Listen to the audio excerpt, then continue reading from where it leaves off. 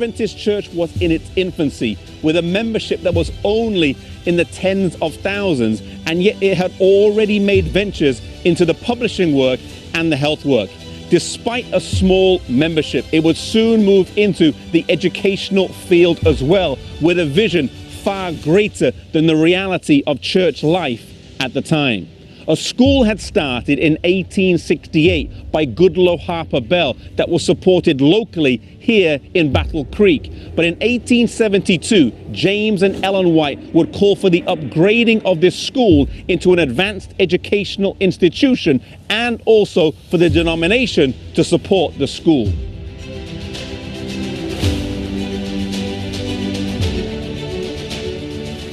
As guidance for the school, Ellen White wrote Testimony for the Church, number 22, where she developed the fundamental principle of the correlation between the physical, mental, moral, and religious aspects of education. The Bible was not to be just an elective option to study, but was to be infused throughout the whole curriculum, eliminating the classics as the main thrust. Initially, the teachers and administrators struggled to implement what they probably didn't fully understand themselves. As well as making the curriculum Bible-based, there was also the admonition to include a manual labor program.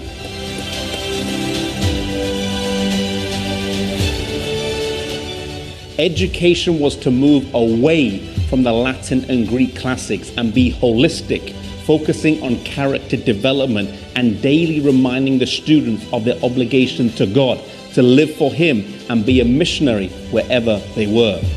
The focus on manual labor and missionary work is reflected in the early names of these schools: the College of Medical Evangelists, Emmanuel Missionary College, Southern Missionary College, Australasian Missionary College, and Oakwood Industrial School.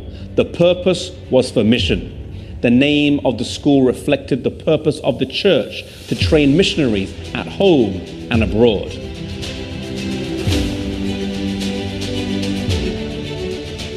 The vision to start a comprehensive educational system would mushroom and grow. Education is such a key evangelistic strategy. The places today where the church is stronger have a strong Adventist educational system that is valued and supported by the members.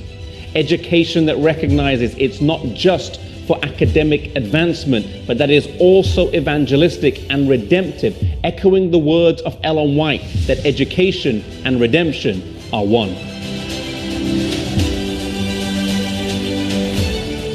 The work of education now encompasses the globe with the largest Protestant school system, but our strength lies not in our size, but in our faithfulness to the original purpose of setting up the educational school system.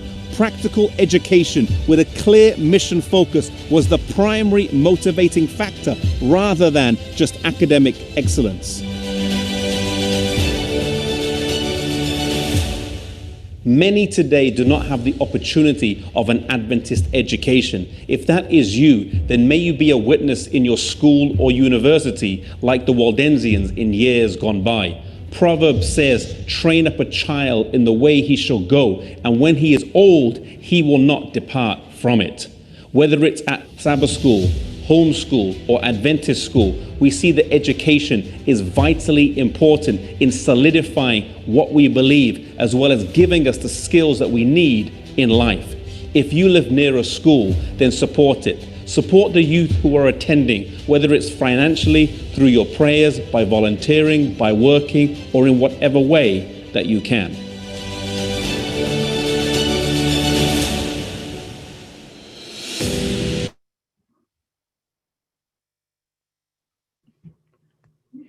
Good afternoon, everyone. I would like to welcome each and every one of you to the last AY of 2020. You heard me right, folks. This is the last AY of 2020. I just want to say thank you and give my gratitude to you, the audience who has been giving your support to AY on Zoom since March. Your presence and participation helped to make AY something special and impactful. Please be ready to log on for the next year of 2021 because the show is not over. There is so much more to come in the new year. So please don't be afraid to invite your family members and friends. It is just one link away. Today we will be focusing on the topic, what's right and what's not about Adventist education. This topic was sparked from this quarter's Sabbath school lessons in education. Later on in the program, we will hear from a range of different panelists that are involved with education in some form. We want to thank the individuals that took the time to be a part of our panel this afternoon. They are Dr. Cherry Ann Hillsop and Dr. Michelle Lord, who are principals in the NYC Department of Education, Veronica Walker and Loris Laborde, who are principals in the Adventist Education System, Sean Gardner, an NYC DOE Occupational Therapist Manager, Paige Morgan, a student in South Brooklyn Academy, Crystal Ward, a certified coach, and Ingrid Pierre, who is an NYC DOE speech therapist. So please stay tuned for the wonderful service that we have. Now we will turn it over to our moderator for this afternoon, Pastor Easton Marks. Thank you, Gabrielle. Thank you very much for all you've done all year as a part of our Adventist Youth Ministries leadership team. And thank you, Carson, for your prayer. May God bless you as you continue to use your gifts for Him. Clearly, you're a gifted young man. Good evening, everyone, and thank you for joining us for today's discussion. As advertised, Adventist education, what's right about it and what's not. The panelists were introduced, and together with you in the audience, we hope to discuss the issues on both sides and hopefully make a small contribution to helping making Adventist education better. Let's make the distinction that this afternoon, we are not discussing Christian education in a general sense. There is that. As Seventh-day Adventists, we have our own institutions, and there is a difference, albeit small. Our focus this afternoon is on what we do in our institutions for the young people who enter our halls to study and depart to serve. Again, we hope you will contribute in the audience, not merely in the chat, but you will raise your hand, be recognized, and make your verbal contributions to the verbal program that we are having here. Our format will look somewhat like a sandwich. I don't know who does your favorite sandwich. Maybe you do it right at home. Maybe you get it from Subway or someplace else. But what I mean is we will have two sides and a middle, a right and a left and the center. We will open and close with what's right about Adventist education. We will stop and go into what's not right. And then we will come back and conclude with what's right.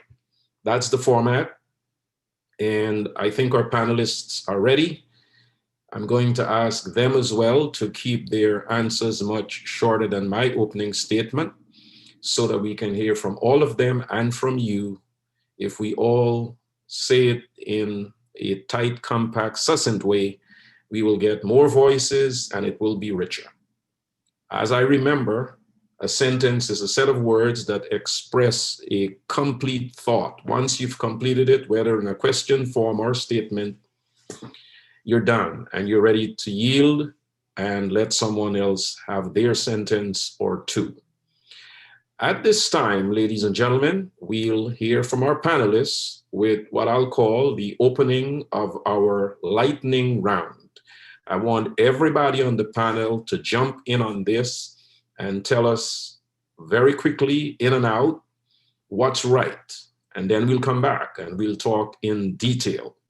I believe there is a lot right with Adventist education. I am going to guess that you would agree with me. And I'm going to now ask each of you to very quickly, from the top of your head or from the bottom of your heart, tell us, tell the audience, tell each other on the panel what you are going to identify. It may be something someone else said before you got the mic, and you might want to just polish it up, but that's fine. Let's go. Who will be the first? Let me begin with Paige. You're the student. You're currently at school, and I want you to go first. What's right, Paige? Okay, so good afternoon, everybody. And one thing about Adventist education that I realized is that it allows children from okay, all the way up until college, if not further, to learn more and get closer to God and the Bible. Thank you, Paige. Someone else, and thank you. I didn't tell you were going to be first, but you did a pretty good job.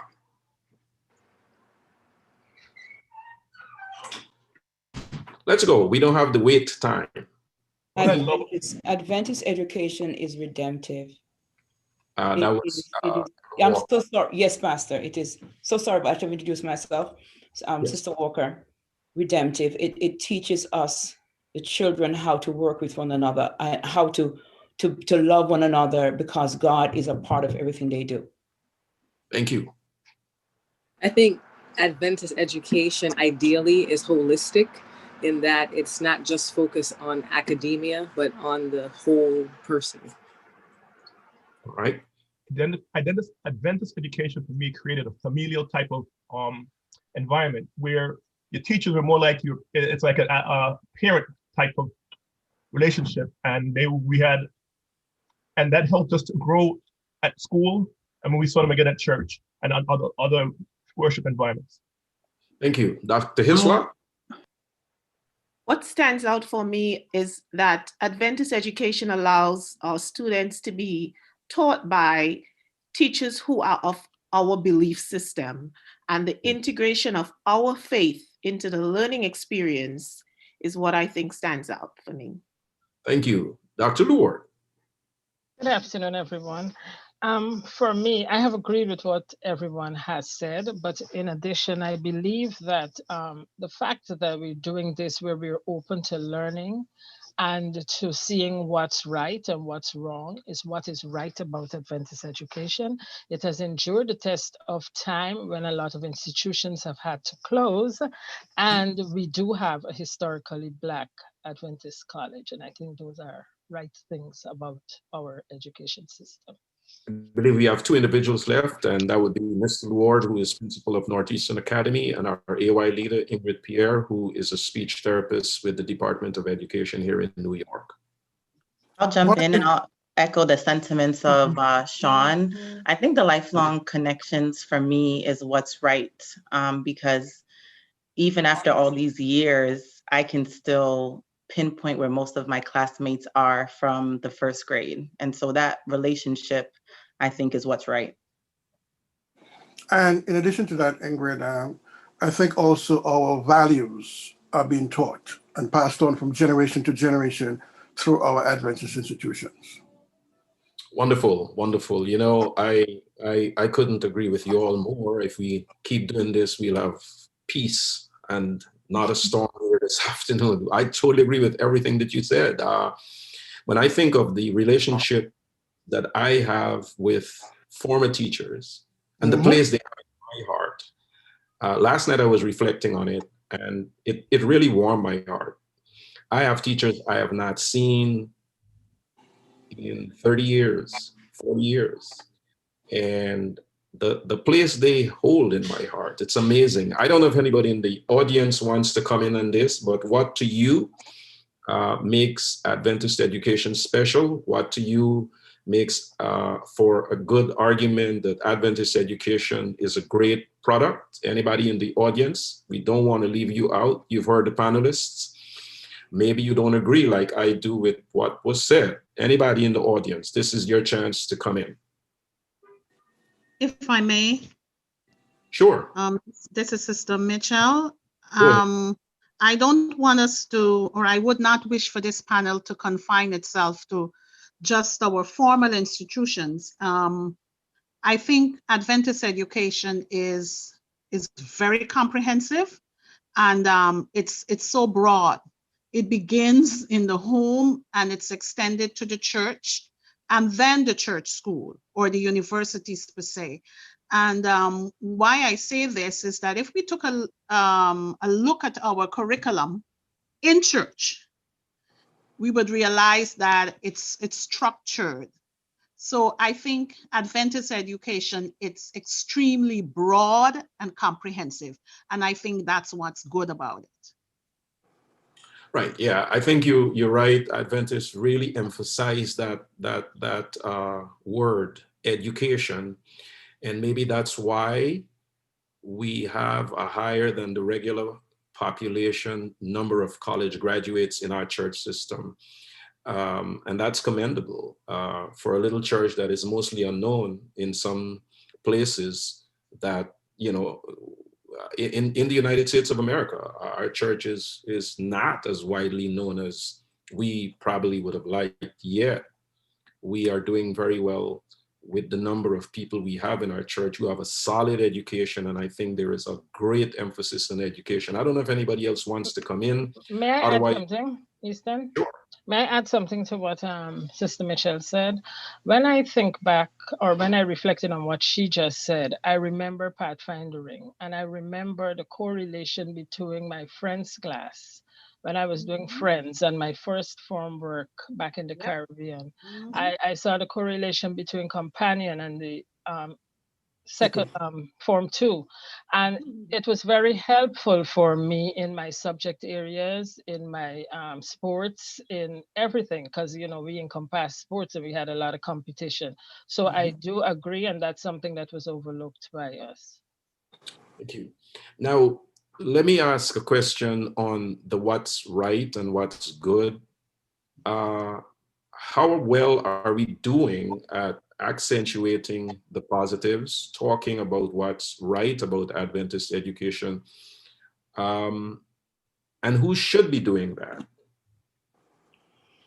Pastor, may I say something here? I don't think we accentuate it enough outside of our own circle. I think others need to be a part of what it is that is so positive about what we do. Other institutions, other religious organizations, others who might be interested in what it is that we have to offer. And I think it should come not just from the educators, but parents as well. Most definitely from the leaders of the conference.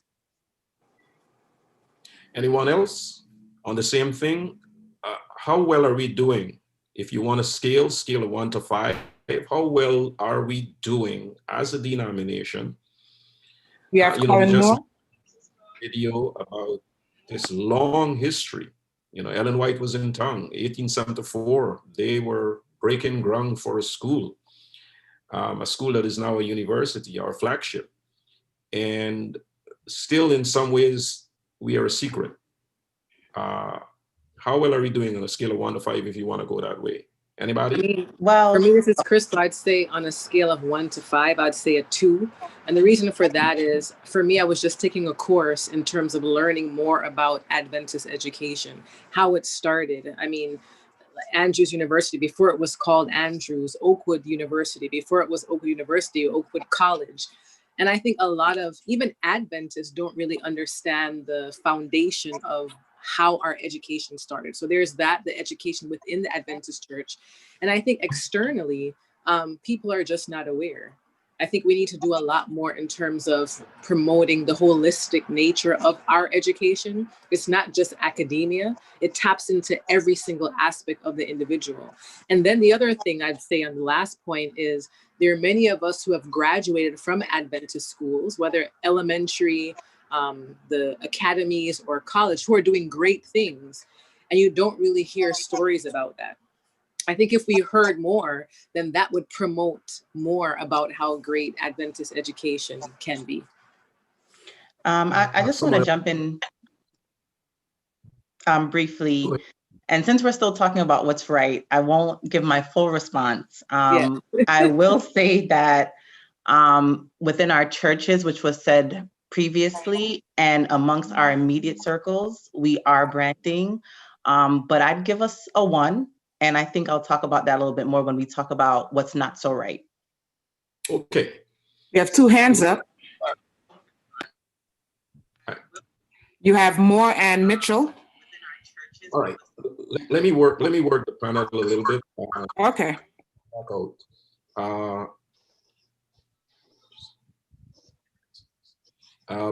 Panelists, you ran through maybe 9 different things just now, or one or two of us maybe said the same thing, repeated what someone else said. We talked about the relationships student to student. We talked about student and teacher. We talked about the holistic approach. It's like Ellen White says, the work of education, the work of redemption are one. Which of these do you think would be the top 2 to present if we are going to accentuate to prospective families looking for a place for, it's right, it's positive, but we have to prioritize now and to see, I know all of them are important, but which should the church really be packaging and offering as, these are the 2 or 3 reasons why you should consider Adventist education. Loris Laborde.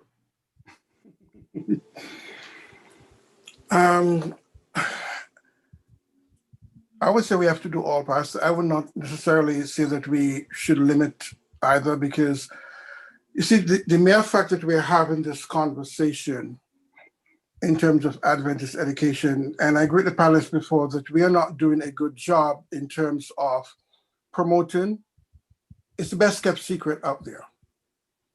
And the problem is a matter of us as Christians not believing in what we have, or just not believing at all.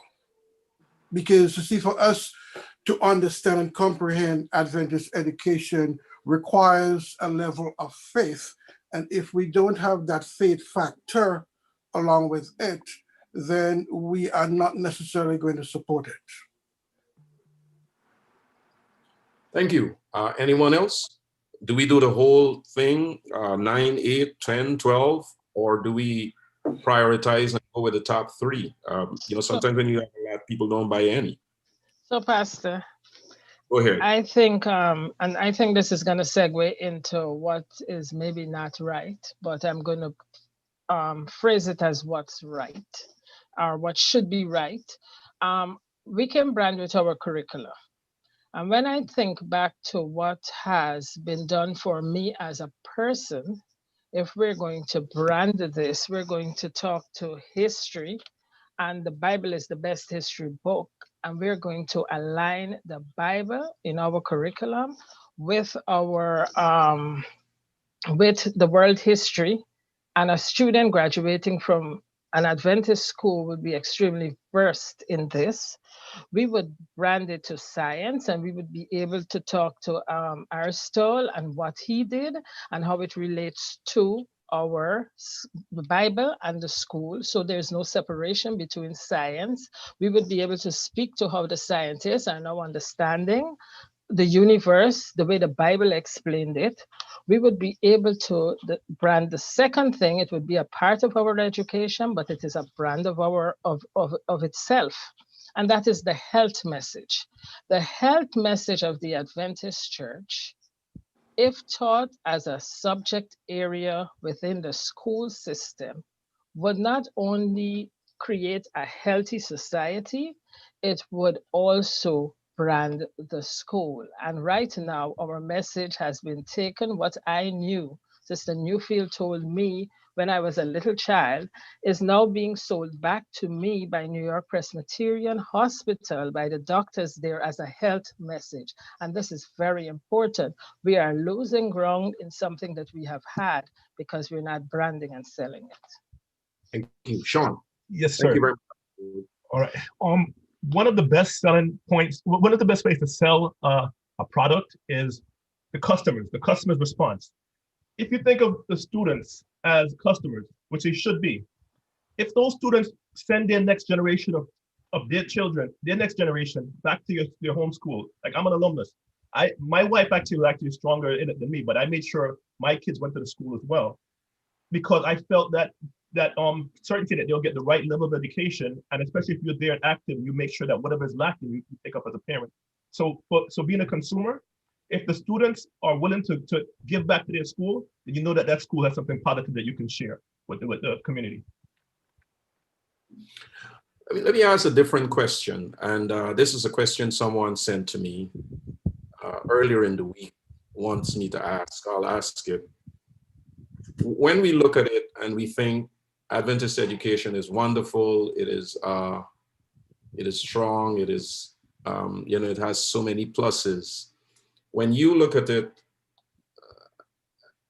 which side of Adventist education do you really think you're looking at? Is it K to 8, 9 to 12, or is it college and graduate school? What exactly are we singing about when we sing the praise of Adventist education, or is it all of it? And I'm not saying it is not all, but someone asked me if I can ask that question, and so I'm asking the question. I think it's a question that could be answered. Well, I'd like to address that from this angle. I think, and it's a little bit different. Like you mentioned, K to 8, the high school, the academies, and college. For me personally, I've attended Adventist education K through 8. Ever since then, it was public. I mean, now I happen to be doing another degree in an Adventist institution. I don't even look at it so much as those levels. I see it more as the divide is academics and then the spiritual and social side. I think the spiritual and social side, people value that very highly. They know that if they send their child to school, there's going to be prayer, there's going to be support, all of these different things. I think the issue where people have a question with is the academia. You're comparing the academia. When we teach math and science and English and all these things, can the Adventist institution compare to a public institution? And I think that's where the divide is. Not so much whether it's high school or university or elementary. Well, if the panelists were judges, you would have at least caught the eye of or ears of one judge. Dr. Hislop seems to agree with you. Yes, I strongly agree with her because I have been a recipient of Christian education, primary, secondary, tertiary. I've been a teacher in the Adventist system, and now I work in the public school system. And in terms of dedicated teachers who love students and pour into them, you can find that wherever you go. I have teachers in my school now who I would want to teach my kids. But I think what stands out for me is that as a Seventh-day Adventist, I would like my children to receive the education that I receive. And the biggest divide for me is the academic rigor. I would like to see our schools prepare our kids to compete with everybody else so that you're not just getting ready for the kingdom of God, but you're getting ready to be the head and not the tail right here on earth. That to me is my strongest desire for Adventist education, because when I see what kids get in my school, and then I compare that with what my own kids get in the Adventist school, it's hard for me as a parent to go out there every day and give more than 100% for kids who are not mine. And then look at my child who I am sending to the Adventist school get less. That's the hurtful part for me. Because now I'm in the perspective of a parent of children attending Adventist education, and I'm in the DOE where I can see what academic rigor should look like every day. So it's hard. May I? We have crossed the half-hour mark, which is where, if we come to the minutes for the opening prayer, the video, and the welcome, which is where we shift over into what's not, and I told you it will be a sandwich type of structure. We will come back to what's right in closing, but now we are going to get into some of what's not right. And before we advance that ball, we are going to have a song. And thank you, Dr. Hislop. Thank you, everyone else. Let's hear from one of the students of Flatbush SDS School. Ladies and gentlemen, we are on Snyder Avenue in Brooklyn, New York.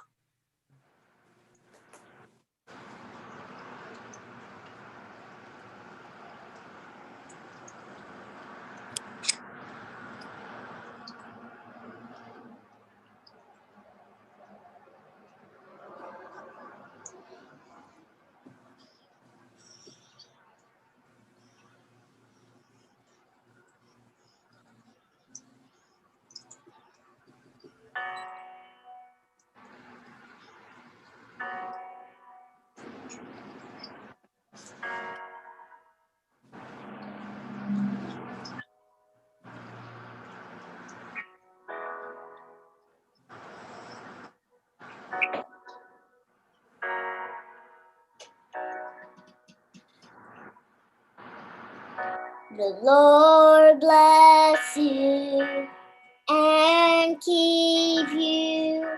Make his face shine upon you and be gracious to you. The Lord turn his face toward you and give peace.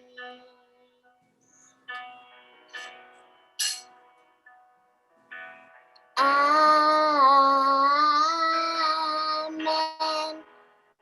Amen. Amen. Amen.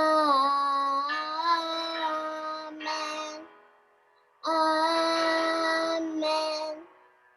Amen. The Lord bless you and keep you. Make his face shine upon you and be gracious to you. The Lord turn his face toward you and give peace.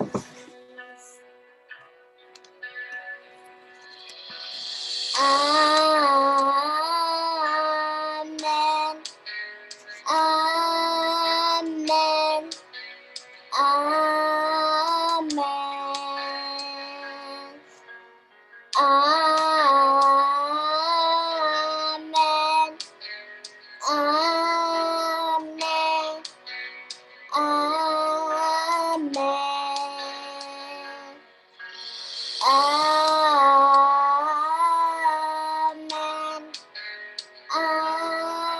Amen.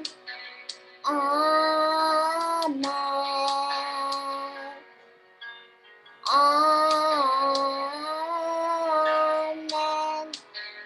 Amen. Amen. Amen.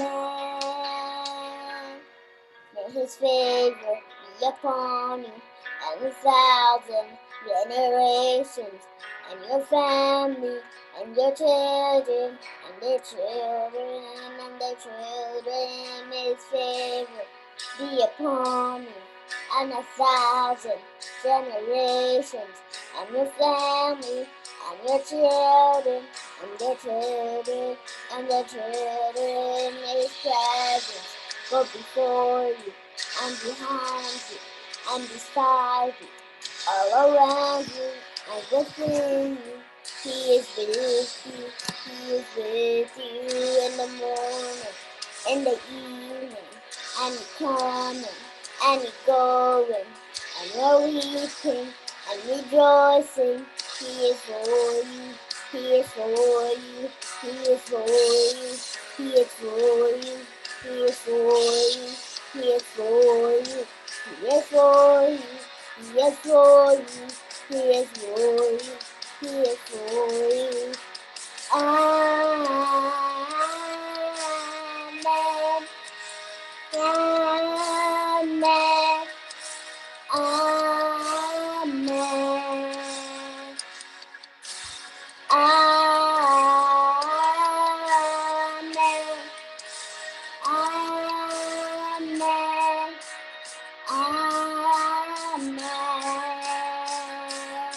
May his favor be upon me and 1,000 generations, and your family, and your children, and their children, and their children. May his presence go before you, and behind you, and beside you, all around you, and within you. He is with you, he is with you in the morning, in the evening, and coming, and going, and you're weeping, and rejoicing. He is for you, he is for you, he is for you, he is for you, he is for you, he is for you, he is for you, he is for you, he is for you, he is for you. Amen.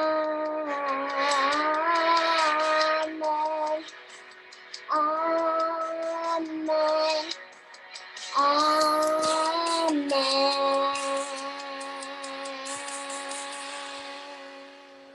Amen. Amen. Before you go away, Amen. hear me from where you are, I want you to stay there for a moment. And I want to tell you a quick story. I was a lot older than you are, and I was supposed to sing in a choir for my school. And my traveled 14 miles one night to hear my class choir sing. And when we were announced, Valerie, see me here now, I'm a pastor and I'm pretty confident about being in public. I never to this day got out of my seat. I sat next to my mother and they nudged me and pushed me to go on the platform and I couldn't get out. I was so terrified, and it's so good to see you standing there singing. And I want to tell you, God is going to bless you. You're going to do a lot better than I did in life. God bless you. Go on with your good self, my girl. God bless you. Let's say amen. Amen. Take care. God bless you. All righty. And now, ladies and gentlemen, we will return to what we were doing, what we were saying, what we were hearing and sharing. And Dr. Hislop made the submission before we went to break, before we heard Valerie Joseph. And by the way, as I said, she's a first grader at the Flatbush SDA School. Sang beautifully for us. The point that was made last was we have some needs, significant maybe, in the area of academic rigor. That's the term that was used. And I believe Dr. Luor concurred, I'm not sure, but we are going to pick it up from right there. Our academics. Any panelists wanted to come in? Is it you, Mrs. Walker? Yes, yes, Pastor. Yes, I do want to address that. By the way, just a little bit of observation. Her name is Velanie, not Valerie. Velanie Joseph. I knew I probably said it wrong before. I'm so proud of her. Velanie, yes, Pastor. So I wanted to, thank you, Pastor. I wanted to address the academic rigor. Rigor, what do we consider to be rigor in our system? You know, our system right now are made up of teachers who are master teachers. There are some elements within our system that we need to address. I'm not going to say no, but rigor is present in our school system. Right now, we've been teaching online. If there's any parent on this line who are part of our system, I would love for them to jump in, because I know parents are not necessarily educators, but they understand the needs of the school. And when you walk into a classroom and hear and listen to what the teachers are doing online in the classroom, that is something that we know what rigor is. Now, we don't have the resources that public school have. We will never have that, because public school have resources that come from all over the federal government. And I think also the fact that our teachers are online teaching and our teachers are there and our teachers know their subject matter, that is rigor. And the curriculum, our curriculum, I have been in situations where people have come into our schools and say to us, why are you keeping your curriculum a secret? The whole world needs to know about this, because what you have is so good. It's God ordained. And our children are learning. I've been there and I understand exactly what you're saying. However, we may not have the after school resources. We may not have the resources to do certain things, but there is rigor in our system. All right. Thank you, Elder Walker. Principal Walker. We are still on this subject. We are still on the issue of what's not right. Ingrid Pierre, you teach in the public school. You went to Flatbush.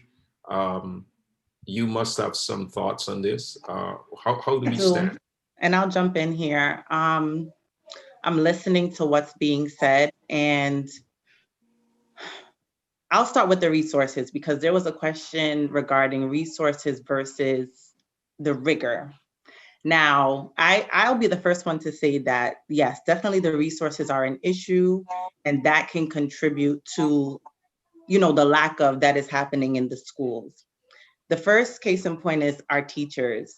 When I became a school board member, not even chair, and I became privy to the salary of our teachers, literally it made me cry, because as a first year educator, I was making more than teachers that taught me and were retiring from the system. Now, our teachers in the Adventist system are obviously very dedicated, because maybe they feel like part of their mission in life is to teach in this setting, despite the income. So lack of resources in regards to, their salary, in regards to books, in regards to training. I do think the teachers are trying their best to give, work that is as rigorous as possible. But if you don't have the necessary up-to-date training and resources, it can impact the rigor and the academics that are being given to the students. So I don't think that we're diminishing that. We're trying to give students, as much rigorous content as possible. However, the lack of resources can impede the rigor that is given to the students. Jump on it. Pastor? Go ahead, baby. Go ahead. I'd like to make a comment where resources is concerned. We live in a day and age where almost everything is online. I understand, and I'm a student in the SDA Adventist school, and I also understand that resources, we don't have, I don't think half the resources that we do have, but certain resources are online and they are at our disposal, since we live in the 21st century and we're able to get more resources online. And another thing is with teachers, I'm talking about my experience. Certain teachers in the system, I feel like are up to date, where academically, if they were placed with a public school teacher, you can say that their rigor is, if not the same, even better. One of my teachers, Mr. Rodney, that I invited onto the meeting, he teaches accounting and personal finance, consumer ed, and something like that. I can tell you that in our school, it is up to date, if not better, than most of the public school teachers that are being taught. And I also feel like some schools, some teachers, they lack the academic rigor that may be placed. Is it okay for me to speak as a parent? Sure. You're speaking just as a member of the audience, unlike Paige. Absolutely. So I don't want to go over what my sister, I can't see her name, but what my sister in the blue said regarding academic rigor. I feel your pain, because as a parent of a child who is in the Adventist school, also as a parent of a child who is in the public school, and as an educator myself, I get to see things from a number of different angles.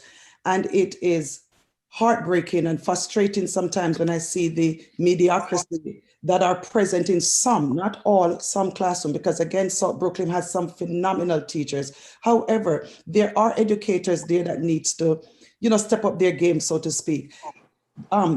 Online learning has opened our eyes as parents to a number of things. So I'm at home on the days when I'm teaching from home. I'm at home and I can't help but hearing also to almost competing in volume with Paige's teacher. So I get to be a part of the classroom. And there are times I have to literally restrain myself from jumping into the conversation and wanting to give, and of course I know I would not do that, but all I'm saying, it opens my eyes to see more of what I already knew was going on.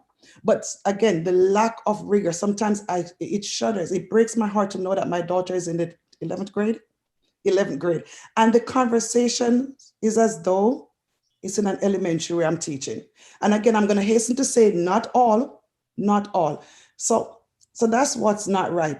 Another thing, and this will be my last point. Another thing is how legalistic sometimes some of the staff could be. I'll give you a quick example. 2 years ago, Paige did not have the right shoes to wear to school. It was September, she went back out. She needed a pair of shoes. She got a pair of sneakers that looked kind of shoesish. And she was put, and it breaks my heart. Every time I repeat this, it really tears me up. It was okay with her math teacher. It was okay with her reading teacher. Her Bible teacher put her out of the class. And so when I had the opportunity to speak with that teacher and to say, what really are we, what message are we sending? This is a Christian institution. The secular subject teachers, it didn't even notice it, but the Bible principal teacher who taught Bible put her out of the class. It wasn't for tuition, that was not the case. Put her out of the room because she was not wearing the right shoes. Things like those, and I hope this is a safe space because I would never repeat this in a non-Adventist situation, I would not. Things like those really breaks my heart. So there's a lot of things that we really need to think about as an education institution. What message really are we teaching? Are we teaching the love of Christ? That's why we send our children there. We know our responsibility here at home. I do not undermine my responsibility to educate my child in Christian values. I'm not expecting the school to do it. However, when she goes to school, a big portion of her day is spent there, and she's learning a lot too from the leaders. And that's all I'll have to say. Thank you. So, Let me ask the educators to translate, because I mean, I know English. I was just about to define it. What's rigor? I don't know if you're using the word rigor as an education terminology and I'm missing something about it. Or you mean rigor as in rigor. And if I could just apply it, I apply it, because what do you mean by academic rigor?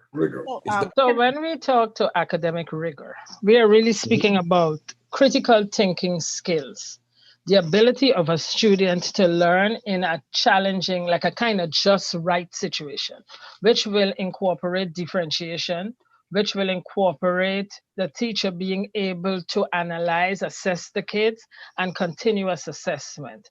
I wanted to define it because I felt, rigor mortis. Some people think rigor is if you're just in a stern, strict environment, and this means that it is rigor. That's not rigor. I tend to agree with Ms. Hyssop, right? And I know this video may go public. If it goes public, sometimes we have to own what we are doing in order to make people comfortable. If you were previewing hearing the Surgeon General last night, he is a Black male, and he said, take the vaccine. It is science, but I do understand the injustices that was done to our race. Okay, so we have to own what is not being done right, and that builds a trust with people, and that will allow people to want to put their children in our schools. The other thing is we can only know what's not right if we see what's right. So if I have never experienced what's right, then I don't have a comparison. So unless I am visiting the competitive K through 6, K through 8, K through 5 schools, K through 12 schools, and understanding what is the expectation there. And I am open to having visitors in my 6 through 8 school. Unless we can see that, then we don't really know what we are up against or what is out there. And you may come and better it because, of course, you have a better product, because you have the Bible, you have the social emotional, you have the security, the safety that is given to kids when they go to those schools. The charter has it too. However, when it comes to the curricula, I've got to say that the products that I have received in 6th grade, the kids shut down. They don't know how to carry on a running conversation. They don't know how to say, I don't understand. I don't get it. They're open for discussion. They are very compliant. They'll sit down, stand up, they'll obey everything you say, but that's not learning.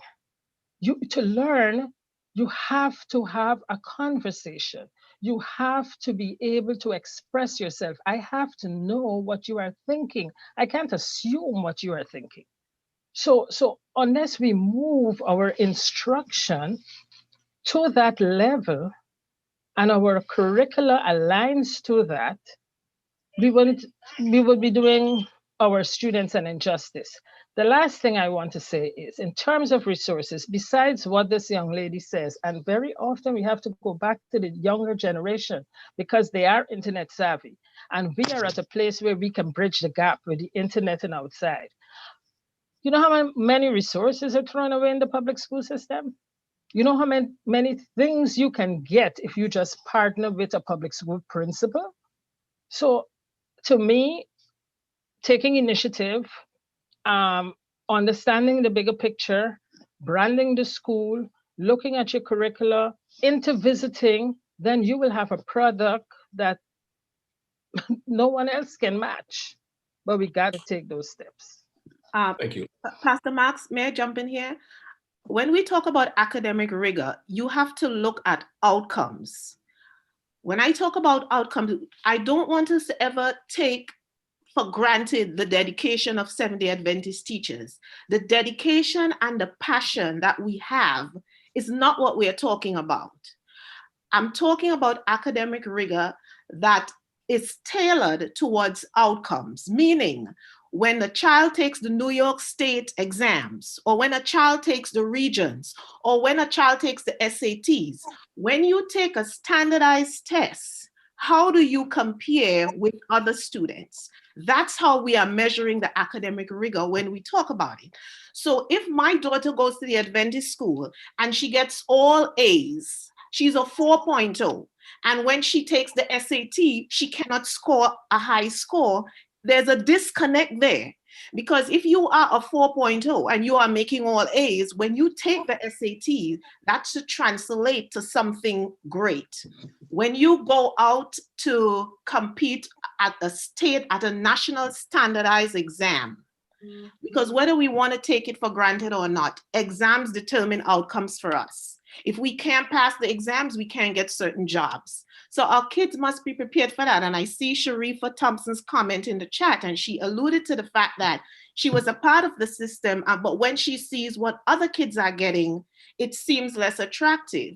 And if you don't know, you cannot really make a fair comparison. And like I said, I have been a teacher in both systems. So I think that I can make a fair comparison because now I'm also a parent of students in the system. So I'm seeing it firsthand on every level. And the ability of our students to compete with kids on a national level as it relates to science and math and standardized test scores, we are not there. And if we were to be honest with ourselves, I don't blame the teachers. I think this is a problem from the top with administration and where the focus is.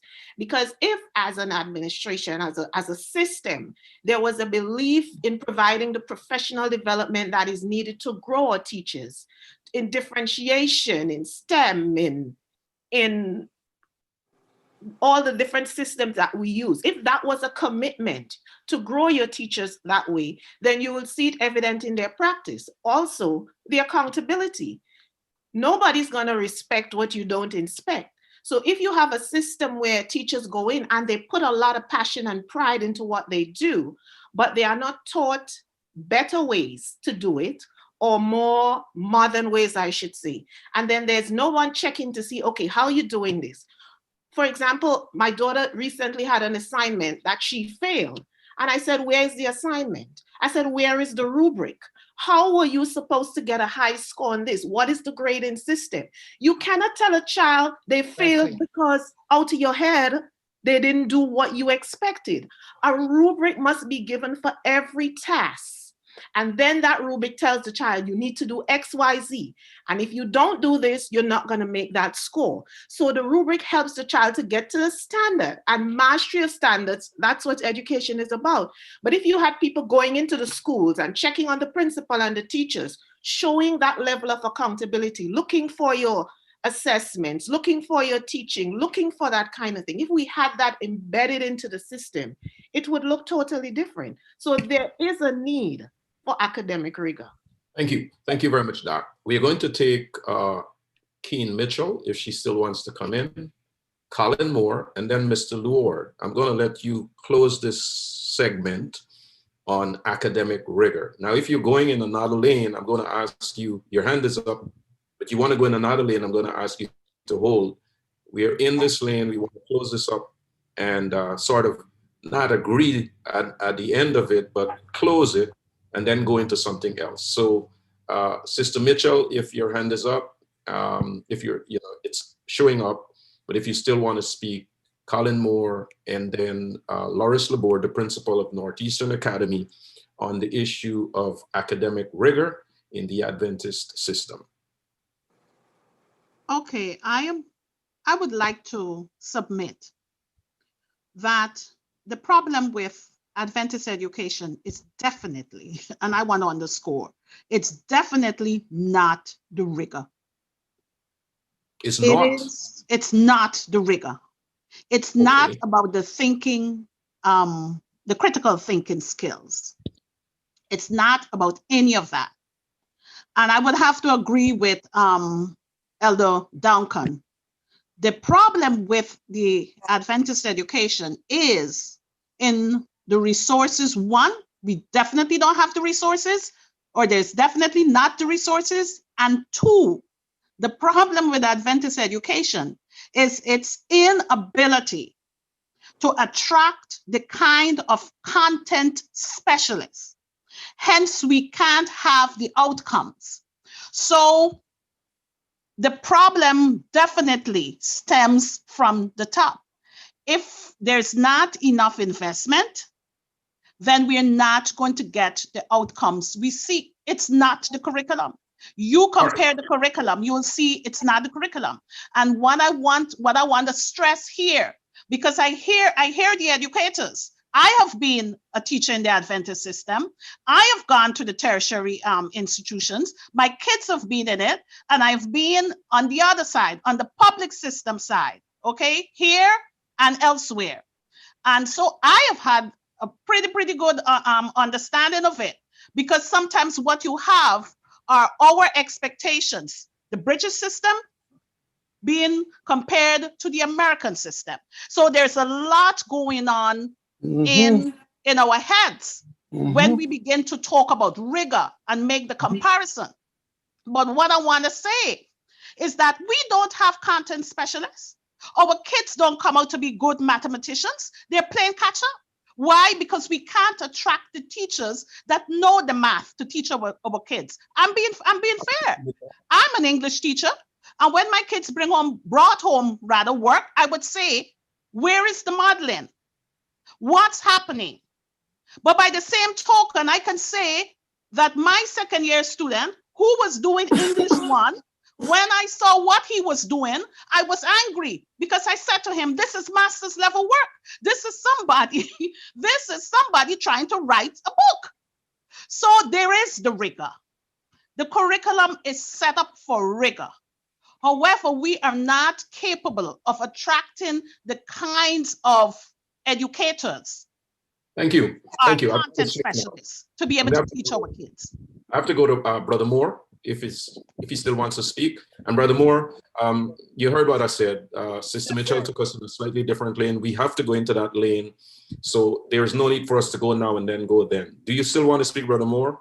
Yeah, Pastor. My point is that we are not getting the parents involved in the children education, in the sense that, yes, teachers might give. Okay, you want to make that point? Make that point when we get off this particular part. Okay. Your point is not exactly on this, Sonia Morgan, and then Loris Laborde. Are you on this, Sister Morgan?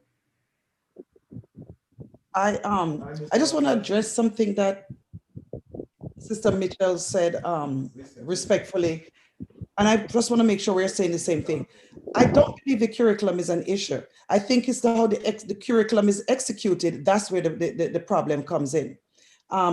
So that's pretty much, I think something just happened and I lose my train of thought, but that's the execution of the curriculum is where we have a problem. Thank you. May I speak Laura, the board?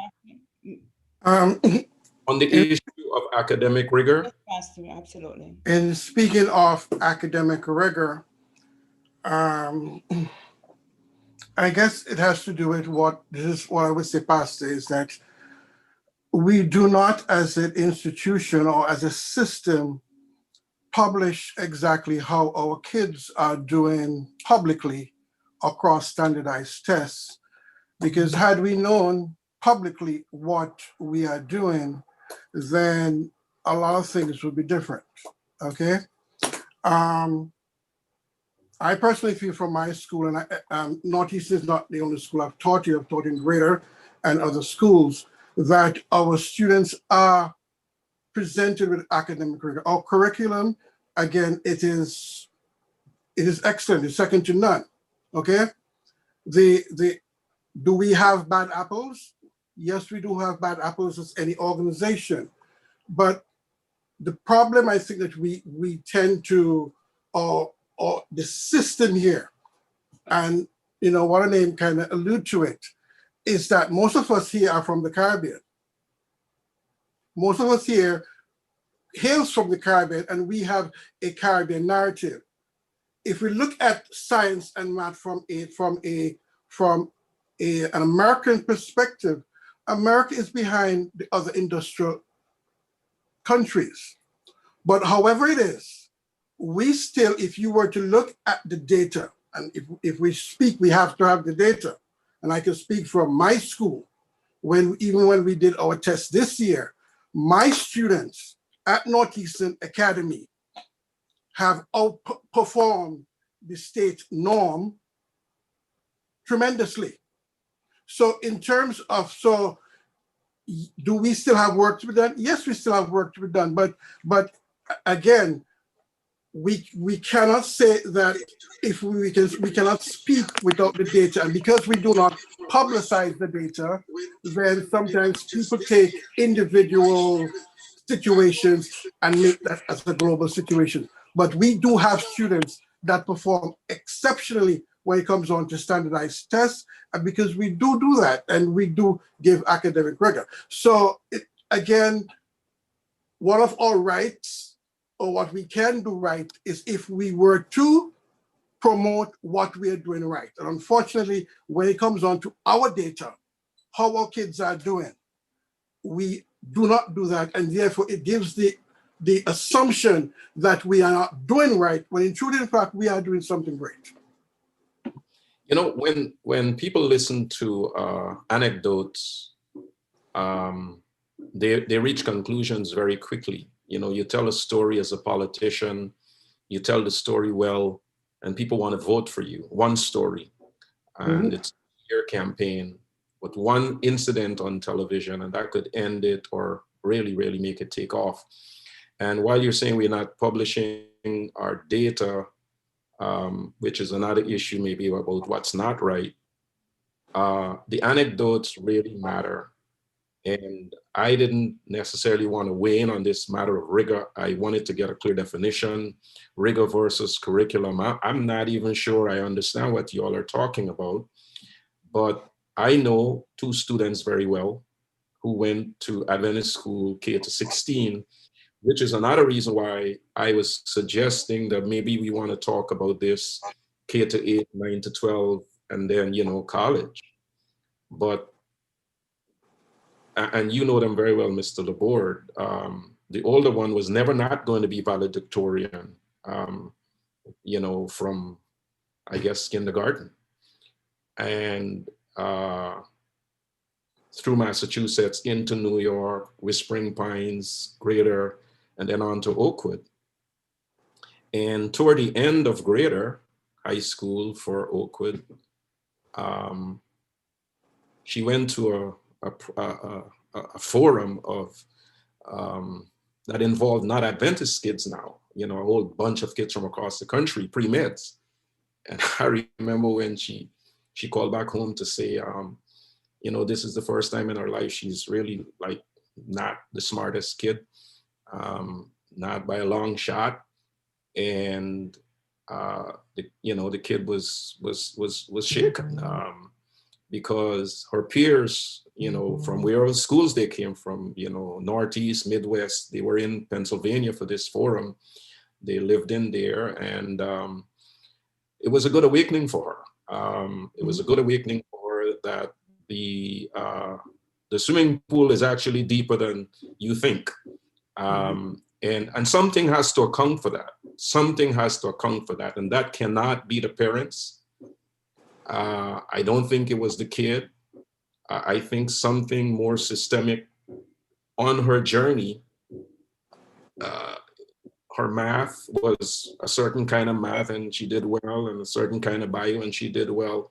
But there was apparently more bio for this 11th grader than was offered. And I'm not sure whether that's the rigor you all are talking about. I'm just saying that as a layman and a father who has not forgotten that story and has not held it against anybody, because I'm still a promoter of Adventist education.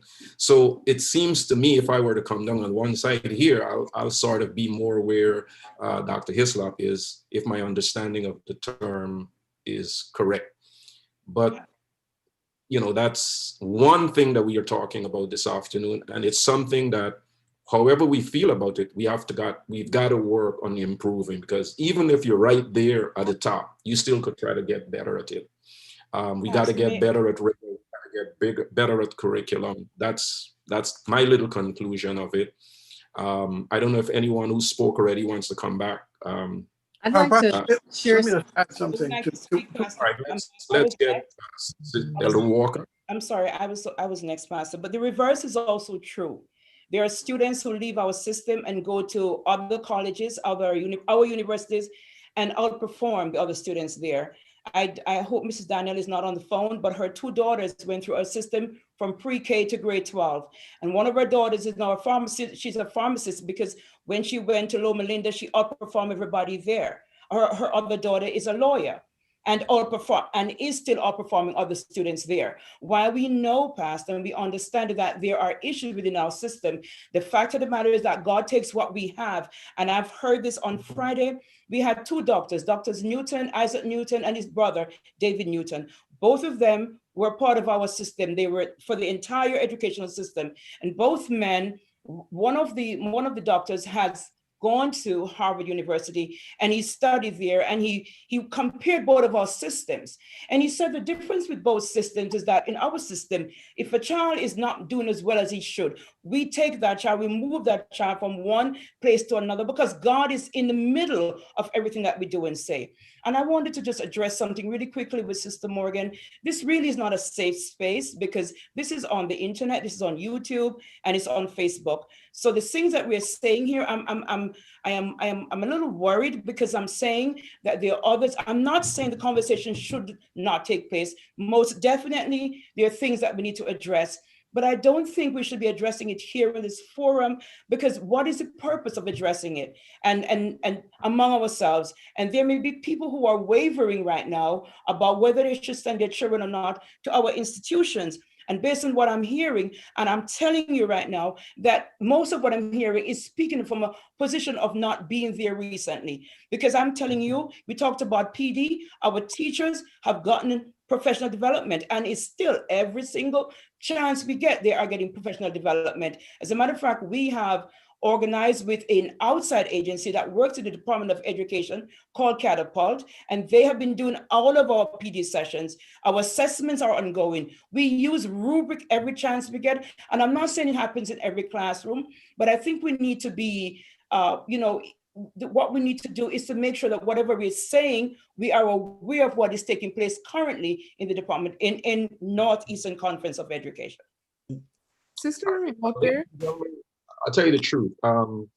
Having been in this business a long time, I'm not worried about anything that was said already from anyone. I am absolutely not worried about anything that was said. I hope we don't say anything in the remaining minutes we have that would constitute, a need for worry. But if you've spoken, I think you've all spoken in good tone and terms, with good terms.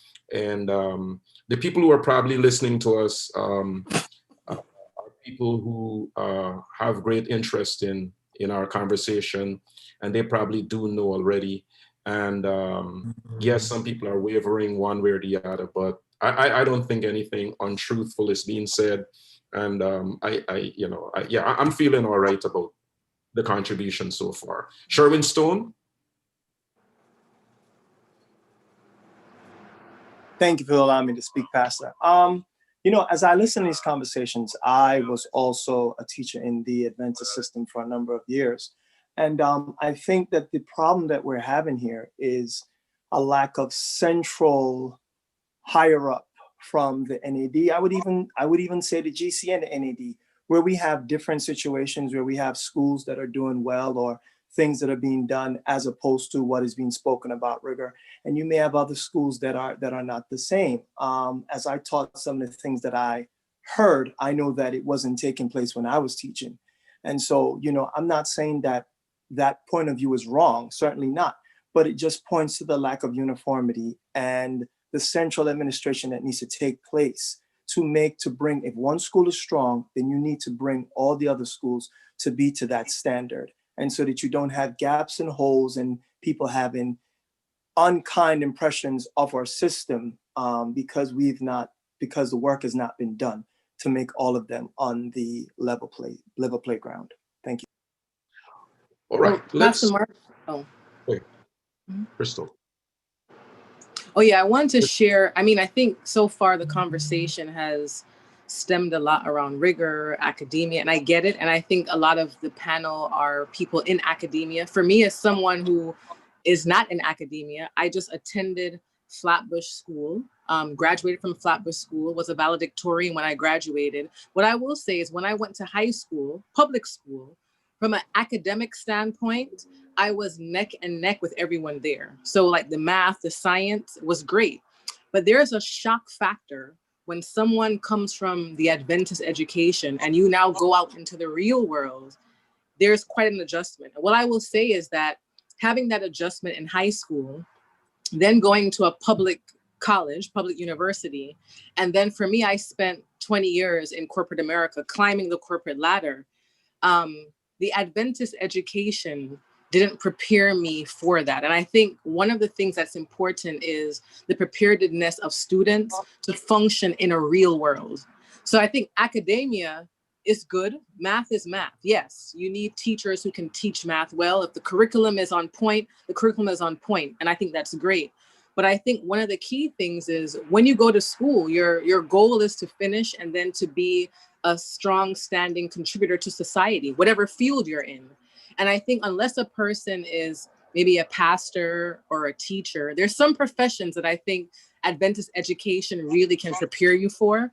But there's so many others that I think a lot of students then they complete college and university and they can't compete. I've mentored many and had to pull some along to help them to be able to adjust not only in the corporate space and other spaces as well. And I think that is one of the areas that we need to do better at. And a way to do that is to tap into those professionals who happen to be Adventists, who are thriving and doing well. Have them come to the high schools and do presentations. Have them come and educate students on, what it's like in the real world, so to speak, right? I think academia is one point, and we went back and forth on rigor. I don't think that's the major issue. It's the preparedness to now, once you've left this institution, to function in the real world. And I think that's something real that we don't address. Thank you. That's a different perspective and a valued one by me, Sean. And then Paige, Pastor, I'll gladly speak, but Paige, I'll defer to Paige, and when she's finished, I can speak if it's okay. If you miss your spot, you lose, Oh, okay. No, I'm just kidding. Paige, go ahead. Okay, so I wanted to touch on something that Miss Walker said.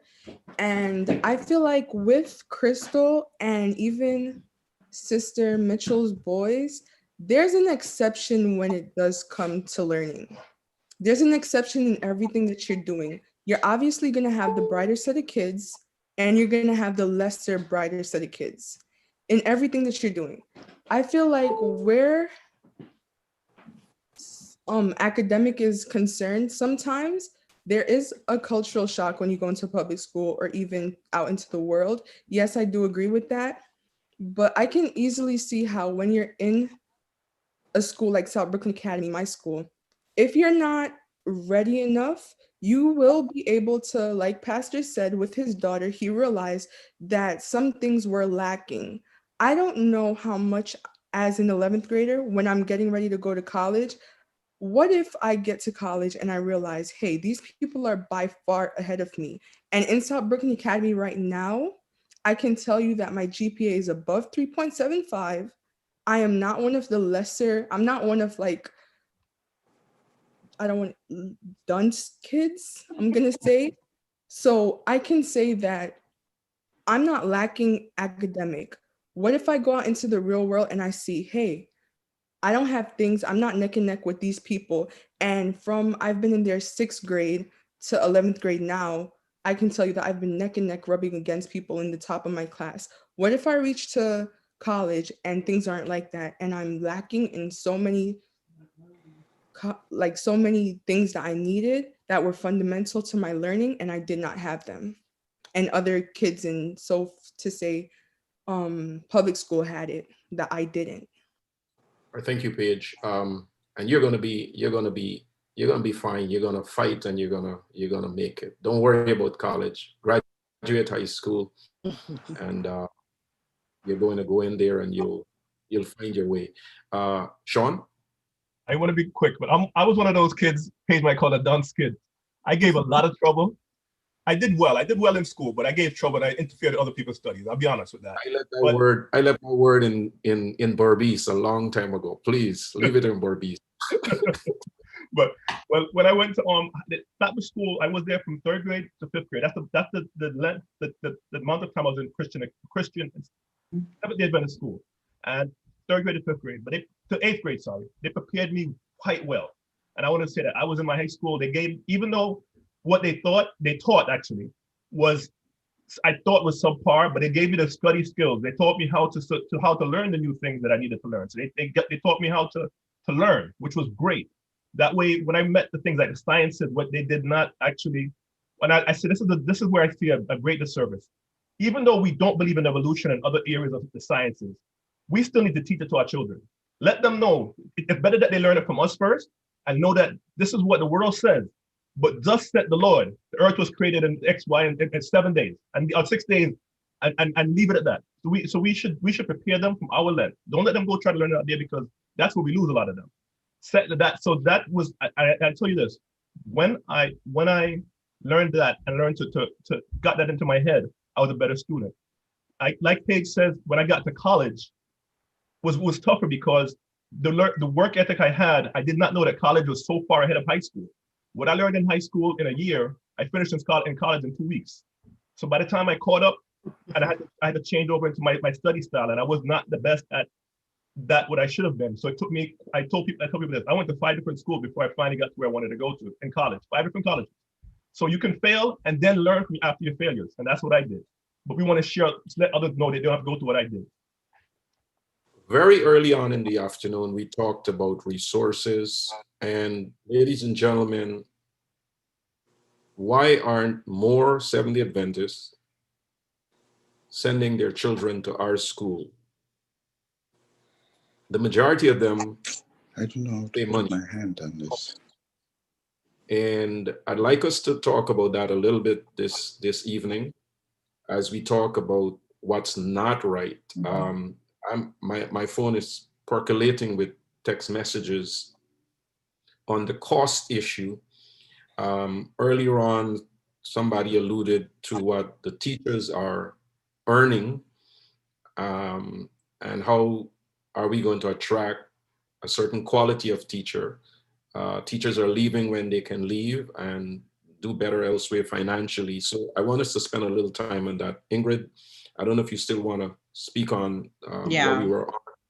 Yeah, and I'll go into the next point because that was kind of where I was getting to. the fact of the matter is we can't ignore, and this problem is not at the school level. You know, this is something that Ms. Walker and I have spoken about. This is at a much higher level than the schools. I think the schools are working very hard, but like I said, the teachers should not be working for a missionary wage. They are educators and they deserve to be compensated. You cannot expect a teacher making whatever they're making to be doing some of the things that we're asking for. And I'm just saying that from the reality of the situation. From the time that I've started to work till now, I mean, my salary is public. You can go online and look at what I make. And it's more than triple what some of these teachers are making. And we're asking them for things that I think are, it's just unreasonable and it's unconscionable. And so I feel like we need to do better as a system and pay them what they're worth. When it comes to tuition, honestly, I don't think the tuition is high. And if they were offering a program that I was interested in for my child, I'd find the money, because a lot of us do. Some of us send our children to very elite private schools that are triple and quadruple the amount of what our Adventist schools are charging because of the program that they're offering. And so if we can streamline the programs, like Sherwin said, it should, you know, when I went to Flatbush School, it was Flatbush's school. That was our pride and joy. I feel like those days are long gone. We need to rearrange the system, and we need to create an Adventist school system, period, that aligns the academic, social, emotional, and everything else along every grade level. So it's not, well, okay, Flatbush School is doing this, Linden is doing this, Jamaica is doing this. We are one system that is doing one thing across the board that can attract individuals to send their children to the school. Pastor Marks, I'd like to say that we are not here to degrade the system in any way. I don't want anyone to feel that way. Even with the best school system, there's always work for improvement. Mm-hmm. So that's what we're looking at. How can we make it better? For me, from my personal experience, when I did my doctoral studies, it's all on turning around school systems. That is what I studied. That's what I do. I took a failing school in New York City and turned it around into a good standing school. And I know I have reached out to the conference, to the union at every level. And I have been doing some work with them. And I know that there's a lot of systematic problems, systematic battles that we are fighting. I do also think that there are teachers there who are qualified and do well. My husband is an Adventist teacher and he is highly qualified. He graduated at the top of his engineering class and can make triple his salary, and he is dedicated. And any child who goes to Oakview Preparatory School, that school is always bursting with enrollment. There are over 250 kids. They know they get a solid math education. There are teachers there who are qualified and who are dedicated, but there's still work for more. And I think what would be one of the greatest outcomes of today's exercise, as opposed to just really talking about it, how can we now try to evoke some level of change? How can we get those at the top to hear our voice, to say, yes, we need some improvement, and these are some of the steps we can take? My daughter had the same experience. When my daughter went out to LIU to do her first summer internship program, it was a shock for her, and she was a 4.0. She had to sit in a corner and cry. She couldn't fit in. The kids from all over America were sharing experiences that she could not identify with. So I clearly understand what you're saying, Pastor Mark. But here we have an opportunity now to take all of this and make something better. And that is what I'm hoping. I'm hoping that as we explore this, we go to another level of making recommendations that can evoke change, because it's not just good enough to sit and talk about the problems. What can we do to support our system? Anyone who knows me knows that I'm a supporter of Christian education. I talk the talk and I walk the walk. I support principles, I give resources, I give expertise. I've been all in Massachusetts at the union doing PD for the church. So I'm not just talking the talk, but there is work to be done. And until we get to the point where we can be heard and see changes made, it's all for nothing. Well, thank you. I'm going to go back out. Thank you. I'm not just saying thank you and moving on. I couldn't agree with you more, Doc. I work with the system. You know, you used to. I work, and if I kind of, change organization and work, what am I going to be, a Baptist? You know what I'm saying? Church probably can do that. So I'm kind of lifelonger here. And I sit on a school board. I was on the academy board. Mr. Laborde will tell you I was on both academy boards when he was at Grade. I was there. I love being involved with our church and its educational institutions. And the change that you're talking about is necessary. I have a theory of my own. We are a church. That's what we are. We are a church trying to run schools, but we are a church. And while there are churches that run schools, I think our church is biased to running churches. Mm-hmm. And I don't think that we are structured to give the schools the kind of governance that they need, the kind of supervision they need, and the leadership they need within the same structure that evangelism, that runs ministerial operations. It's difficult to ask me as the pastor to sort of run the Flatbush Adventist school, which is why you have a principal and I'm on the board.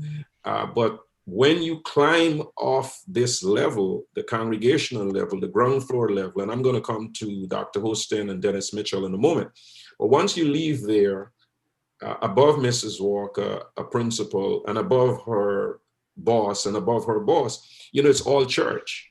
And we are struggling with retention of members in the church, just to retain members in the church. That's our struggle. So I'm not very, very hopeful, but I do hear you that we do need to, and even this meeting can create some 5-point, 7-point conclusion of the matter and advance it and say, this is what we had in a conversation culminating, the quarter and this. But I am personally not very hopeful. I struggle very, very, very, very hard on our boards because I feel the pain. I hear the principals, I hear the teachers, I hear the parents, I hear the students, and I see a system that's going to be very hard to change. Dr. Hostin? But I'm not saying let's not tabulate, let's not write up something, and let's not make an effort. We always have to keep trying. Dr. Hostin? Yes, Pastor, and all the folks on this esteemed panel. I had to step out maybe a couple of times, so just brief moments. I may have missed a couple of things. But I am listening, and I have listened to all the presentations and discussions and what have you. I'm not as optimistic as some of you are. I think the real issue here, what you talk about academics and so on, we can improve, yes, but that discussion has been going on for 20 years or more. And I can tell you when it started. Sister Brown, who is also a member of our church, we stood on the floor at Victory and almost begged and fought when a senior person from the North American division stood up there and said, we need to get out of schools. You can quote me on this. We need to get out of the high schools. We don't have a market. And I was wondering what planet is he on? Because we're from Brooklyn, densely populated. A lot of folks coming from the Caribbean, right, would work a second job to send their children to school. I think what we're missing here is leadership. I had the, would I say fortunate or unfortunate experience of being on a blue ribbon committee years ago. We had, for the conference, we had a doctor from Andrews who came over, and we had a few folks. We looked at the system. At that time, real estate was skyrocketing. The academy was not doing too well. And the recommendation that came out there, let's sell the academy at a price that we determined. And this was the plan. R.T. Hudson was going to be upgraded to an academy, A new academy, quality academy, was going to be placed on the border of Brooklyn and Queens. One would be done in Western New York, and one would be done in Boston. And when that came to the executive committee, it stalled and it failed because the folks at, sorry, Sister Ward, that's your church, Crystal Ward, they said, for sentimental reasons, we can't sell. And that's where we are right now. We're afraid to make the big moves for our children. We cannot compete with the New York City school system. We can't compete with the state. We can compete academically, right? But in terms of the deep pockets, we don't have it, right? But the folks at the conference, at the union, and wherever it goes up, they're not serious about our children. Right. They're not serious about Christian education. I was there. I spent 2 terms on the executive committee, right? So I've seen it. Not only Christian education with children, but also, shock you, evangelism. Yeah. 1 year we didn't have money to put into evangelism, but we had money to do everything else, right? So that's where it is. I applaud you for what you're doing. I'm not optimistic unless we are going to come together, united, and say, I don't know what's the route, but we have to let the folks know that must stop, right? Because our churches are struggling. We have schools that are struggling, cannot, just a few students. And some of these folks still do not want to come together. Let's close this one down. Let's get a few schools together and come together. Get an area school. That was one of the recommendations back then also. And we keep talking about this over and over and over again. There are good people in our school system, but we need more. And we need the different, I will stop in a second. We need the different areas of expertise. Yes. Okay. As much, Sister Walker, I love you. I think you're doing a great job. And Sister Hislop and others, we've been on those committees together, but we have to face reality, right? The schools would go on limping and limping and limping around unless we have leadership, not just at the school board level or the church board level, but at the conference level, at the union and up the road, right? Yeah. Those folks need to realize that this is something major for our church in terms of evangelism. I can go and say more, but I'll stop right here. Pastor, may I just interject that I agree totally with what I thought you would have said you're going to yield back the balance. I lead back the balance of my time. Pastor, may I just say something? Dennis. Oh. I want to comment, in spite of all the setbacks that are happening in our schools, I want to commend our teachers for their dedication with their small salary and other things that are going on. I am optimistic, and I tell you why. Because if we look at the foundation, we look at the video and the foundation of Adventist education, where education and redemption, they are one, and think that we will fail. I don't think we will fail. Even God, the best of teachers, didn't get all the students to follow him, which places part of the responsibility on the students also. I want to take up the challenge from Sister Luard. When in terms of resources, we know that resources are limited, and the partnership.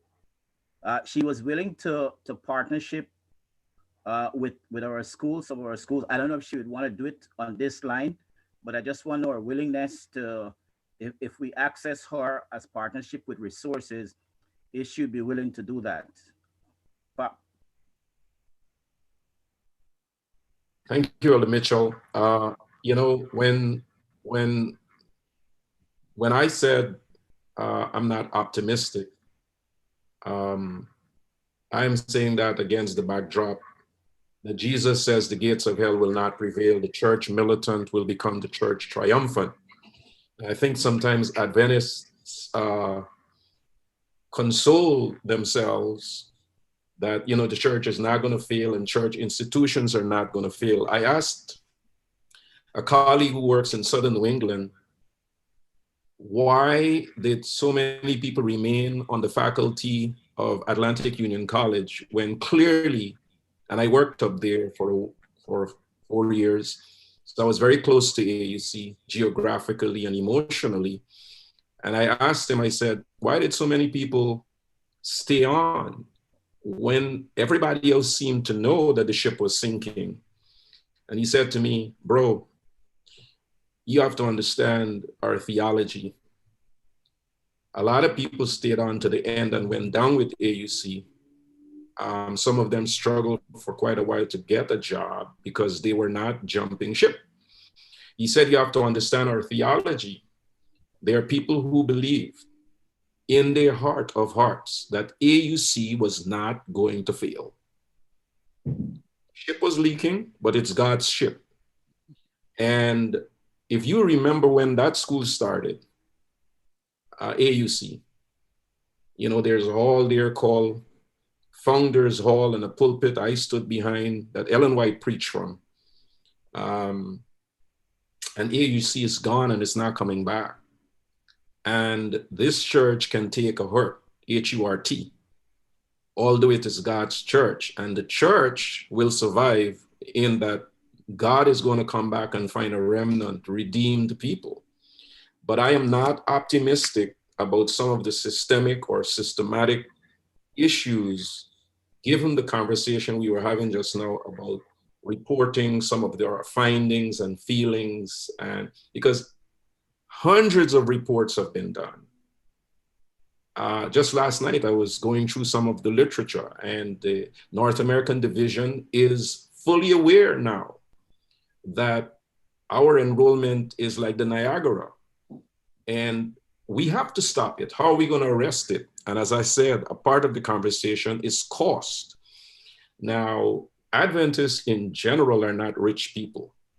We baptize people who are barely trying to be in the middle class. And we are selling a product that a lot of them say they can't afford when it comes to educational cost. Is that an issue, ladies and gentlemen? I hear it from parents when they talk to me. I want my child to go to Whispering Pines. I can't afford Oakwood. Our kids who go to Oakwood or Andrews, with even the scholarships the institutions offer, finish their undergraduate degrees with more debt than their peers who don't go. What about that? Anybody? How do we talk to our constituency about the cost issue? Or how do we fix it? Mrs. Walker, you wanted to come in. I could let you in right now, regardless of what you wanted to say. I just remembered you had your hand up. Sorry. I think you're muted. Yes, I just wanted you, I'm going to address what you mentioned about cost, Pastor. There are two factors. The first one is that if we had a system where there was systematic benevolence taking place, every parent, every child who wanted to go to one of our schools would be able to, but we do not have that system in place. The second thing I want to say is that our cost. Mrs. Walker, if you could explain to the wider audience, what do you mean by systematic benevolence? It's just the same way we give tithe and offering to our churches. It's the same way we should have a built-in structure within our churches where that is a part of our giving. And if that was a systematic part of our giving across the board, across the United States and the world, let's stay home, across the United States, then our children would not have to suffer the way they are. Parents would be able to come to us, send their children to our schools because they know that the church itself, the conferences are a part of what makes it happen. But that is not happening. That has not happened. The second thing is that our tuition is probably one of the lowest ever, because at most of our school, the average tuition is $400 a month or less. There are schools in our neighborhood, private schools, that cost over $1,000. And I'm speaking from a point because I know I've spoken to people who've gone to those schools. The only difference between their schools and ours is that they may have what we all need, a gym structure and a better looking building, a more modern building with all the modern facilities. So if we had that in place, the priority in our system is not education. And we really need to get to the place where that is a priority. If every single child, every single parent want what is best for their child. And our system, if we had that in place, Pastor, I can guarantee you that our schools would be overflowing. That's the system they have in place in Jamaica. That's the system they have in place in Brazil. All of the churches buy into our schools. And because of that, no parent has to wonder, how do I send my child to school? Thank you. You know, you and I have talked about this. The concept of the area school, I'm taking you next, yeah. Elder Gardner. You know, it's a nice concept, but schools right now are costing churches that have them. And I remember when I first spoke with you and you felt discouraged when I told you that I am not looking forward to pastoring a church that has a school, because that's where the migraine begins. When I was at Kingsborough, I didn't have a school. You know, I supported Christian education, the church contributed, but I didn't have a school. When you go to a church like Hanson Place, when you go to a church like Flatbush that has a school, your work is now beginning. The stuff you will hear, the stress and all that you'll experience. A church that doesn't have a school now, 2021, I don't think will buy in and participate freely, so to speak, in supporting a school financially.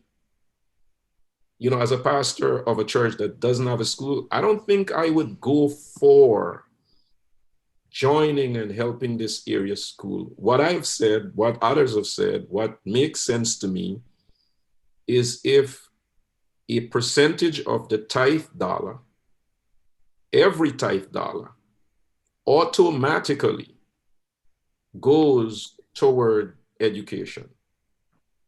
And I think our people will be okay with it because a percentage of the money does go to education. It's not enough going, given the cost of the education. So I think if we have 180 churches in the Northeastern Conference, and everybody knows that 3 cents, 4 cents, 5 cents, 10 cents of every dollar goes towards education automatically, people are giving weekly, monthly, funding ministry, funding evangelism, funding retirement, and also funding the school system. But if you leave it to, say, Christian Fellowship, do you want to help out? They got everything to fix. And that's where they decline, and some people measure that as a lack of commitment. Gardner? Yes. I wanted to talk about cost. You got to think about it. What do we want to invest in life? And I know I'm not Ingrid talk about looking at the salaries. I'm not a big time money maker like Ingrid in the DOE, but I've been blessed. Just bothering Ingrid. I know Ingrid is my baby sister, but I've been blessed, yes. But I thought about how I wanted to invest, and I wanted to invest in my children.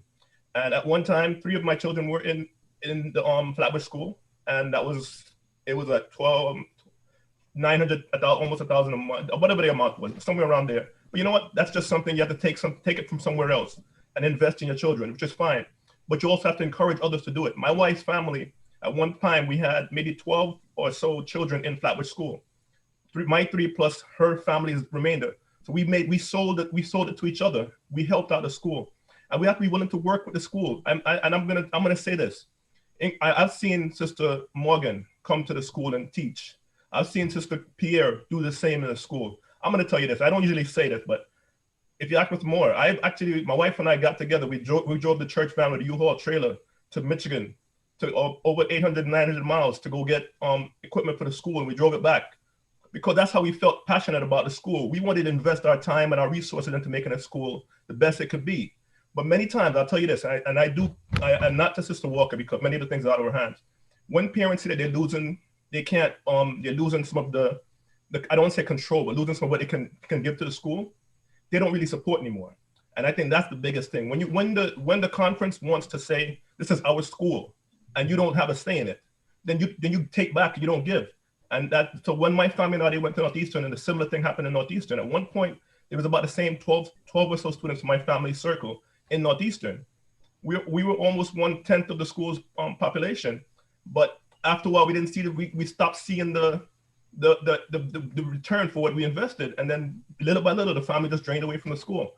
We have to see the return from what we invest in the school, so that we can now say, we want to continue to encourage. My kids don't even want anything more to do with the school system, and I'm a little sad to hear that. You know, Pastor Marks, I think something that's really important, I just put it in the chat. I think people have lost confidence in the ability of the leadership to manage the funds. And I think God has given us different gifts and talents. Not everyone is good at administration. Not everyone is good at strategic planning and the things that are needed to turn the school around. Those are the gifts that we need and the talents that we need. People that have those skill sets to do that. There are those who are great at education, and that's what they should do. Teach, be a principal, whatever that role is. And then there are those who are great at oversight and management of an organization. And I think those are the things that we need to start focusing on. Brother Holston alluded to that about leadership. It's key. I mean, for me, like I've spent 20 years in corporate America. If somebody is not leading or managing a team well, they're not going to be able to stay there long, right? So I think it's important for us to kind of rebuild that confidence that even if people gave money, I think people would be willing to give money if they know that it's going to be managed well, that there's a projection over time of what we're seeking to accomplish and then actually accomplishing it. But other than that, it just becomes this money pit where you're just throwing funds. And as Sean just mentioned, there's no return on the investment. No one is going to invest in something and there's no return. I don't care who it is, you're not. So if we can create a product where I think we already have the product and I think we all agree it's a great product. Holistic education, you have the academic side, you have the side of talking about God, social growth, all of that. We have a great product. Now it's about how do we sell it? Not only selling it, but when people give funds, assuring them that we're managing it well, that we are investing, that we have a plan, we have goals, and we're meeting those goals. I think that's key. Pastor Max, may I say something? I think we also have to understand too that generational diversity is a real factor in the church. And whereas long ago, Seventh-day Adventist people, they were like so firm in their beliefs in Christian education. It didn't matter what we had at the school level. Parents will send their kids there. It didn't matter what the service looked like on Sabbath. These members will be there every Sabbath. They will give a faithful tithe and an offering. It was about doing what they believe firmly in their hearts to do. Now we're looking at a generation of Seventh-day Adventism like myself, that we're very result driven. We want to see, when I go to church, I'm expecting something. And if I don't get that, I don't necessarily want to go again. It's not based so much on what the foundation is that I had from years back. I'm looking for the results. People are now looking for results where Christian education is concerned.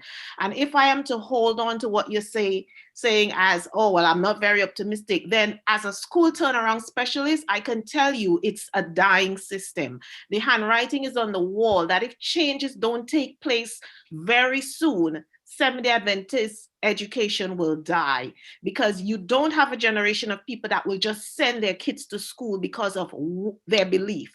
People are looking now for the outcomes. I have my kids saying, I don't know if I want to send my kids to the Adventist school, mommy, because they are talking about their experience. Also, our ability to attract some of the brightest. That's why universities like Harvard and Princeton and Yale, that's why they go out of their way to attract the brightest. Because when you have these people, they in turn make the largest salaries and they pour a lot of endowments right back into the school.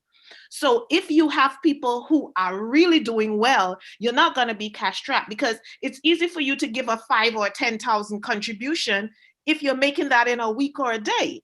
So first of all, we have to have a product that attracts some of the best and the brightest, and then a product that people want to pay for. It doesn't matter.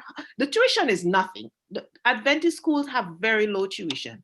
I think that excuse has gone out the window now.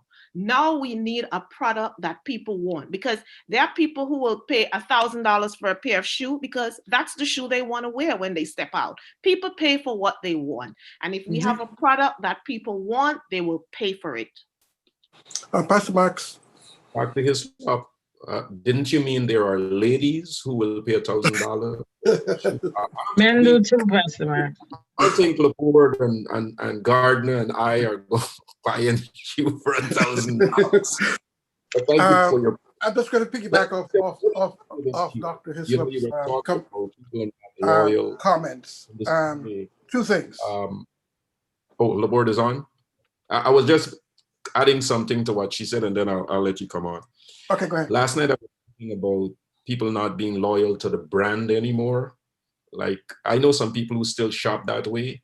They will only buy, Peter Pan peanut butter. I don't have time for that. I would, I like peanut butter. I prefer chunky. I'm buying any chunky peanut butter. And I think that's what we have in our church now. People are not necessarily, and the new Adventism, like you said, is an Adventism that celebrates that it's Christian more than it celebrates that it's Adventist. And we have this in our pew now. One other thing, as you were talking, came to mind. What I would like to do, I would like to recruit differently. I would like to have some people head our institutions, or at least our institutional boards, like our academy boards, if we stay within the conference, or K-12 board, who are not necessarily employees of the church. They are just committed Seventh-day Adventists. And I do think there is a little phobia that we have in our church for people who are Adventists, but they work with the Gentiles. I see a reluctance to go get some of these specialists involved. Ask them if they can do this part-time. Ask them if they could do this, for 1 year. Help us reconstruct. And I really think we are squandering a lot of resources in that regard, because there are people in our pews who I believe could give us the radical, prescription that we probably need. And I think we continue to use pastors, conference officers, and they're overbooked. Their schedules are packed. They can't focus on this thing. And in some ways, we don't know this business the way some people know the business. And one last thing, I wouldn't choose superintendents who oversee the conference educational work the way we choose personal ministries leaders and stewardship leaders. I wouldn't do that at conference session. The atmosphere is too charged, it's too politicized. I think we need to not do it at that level. I think we need to have a genuine search committee and again, talk to people, look them in the eye and ask them if they want to make a commitment, because there are some people who are serving on some of our boards and they're not charging. They just want to make a difference. Laborde? Okay, I was just going to piggyback off what Dr. Hislop was speaking about. Could it be, I'm going to suggest something here. Could it be that we are doing things differently? For example, most of us are from the Caribbean, and from the Caribbean perspective, we always try to make things or products as inexpensive as possible. But in the American society, value is normally placed on how expensive something is. So here we are, we have a product, but a very good product that we agree upon. But number one, we can't market the product because we don't have the resources to market the said product.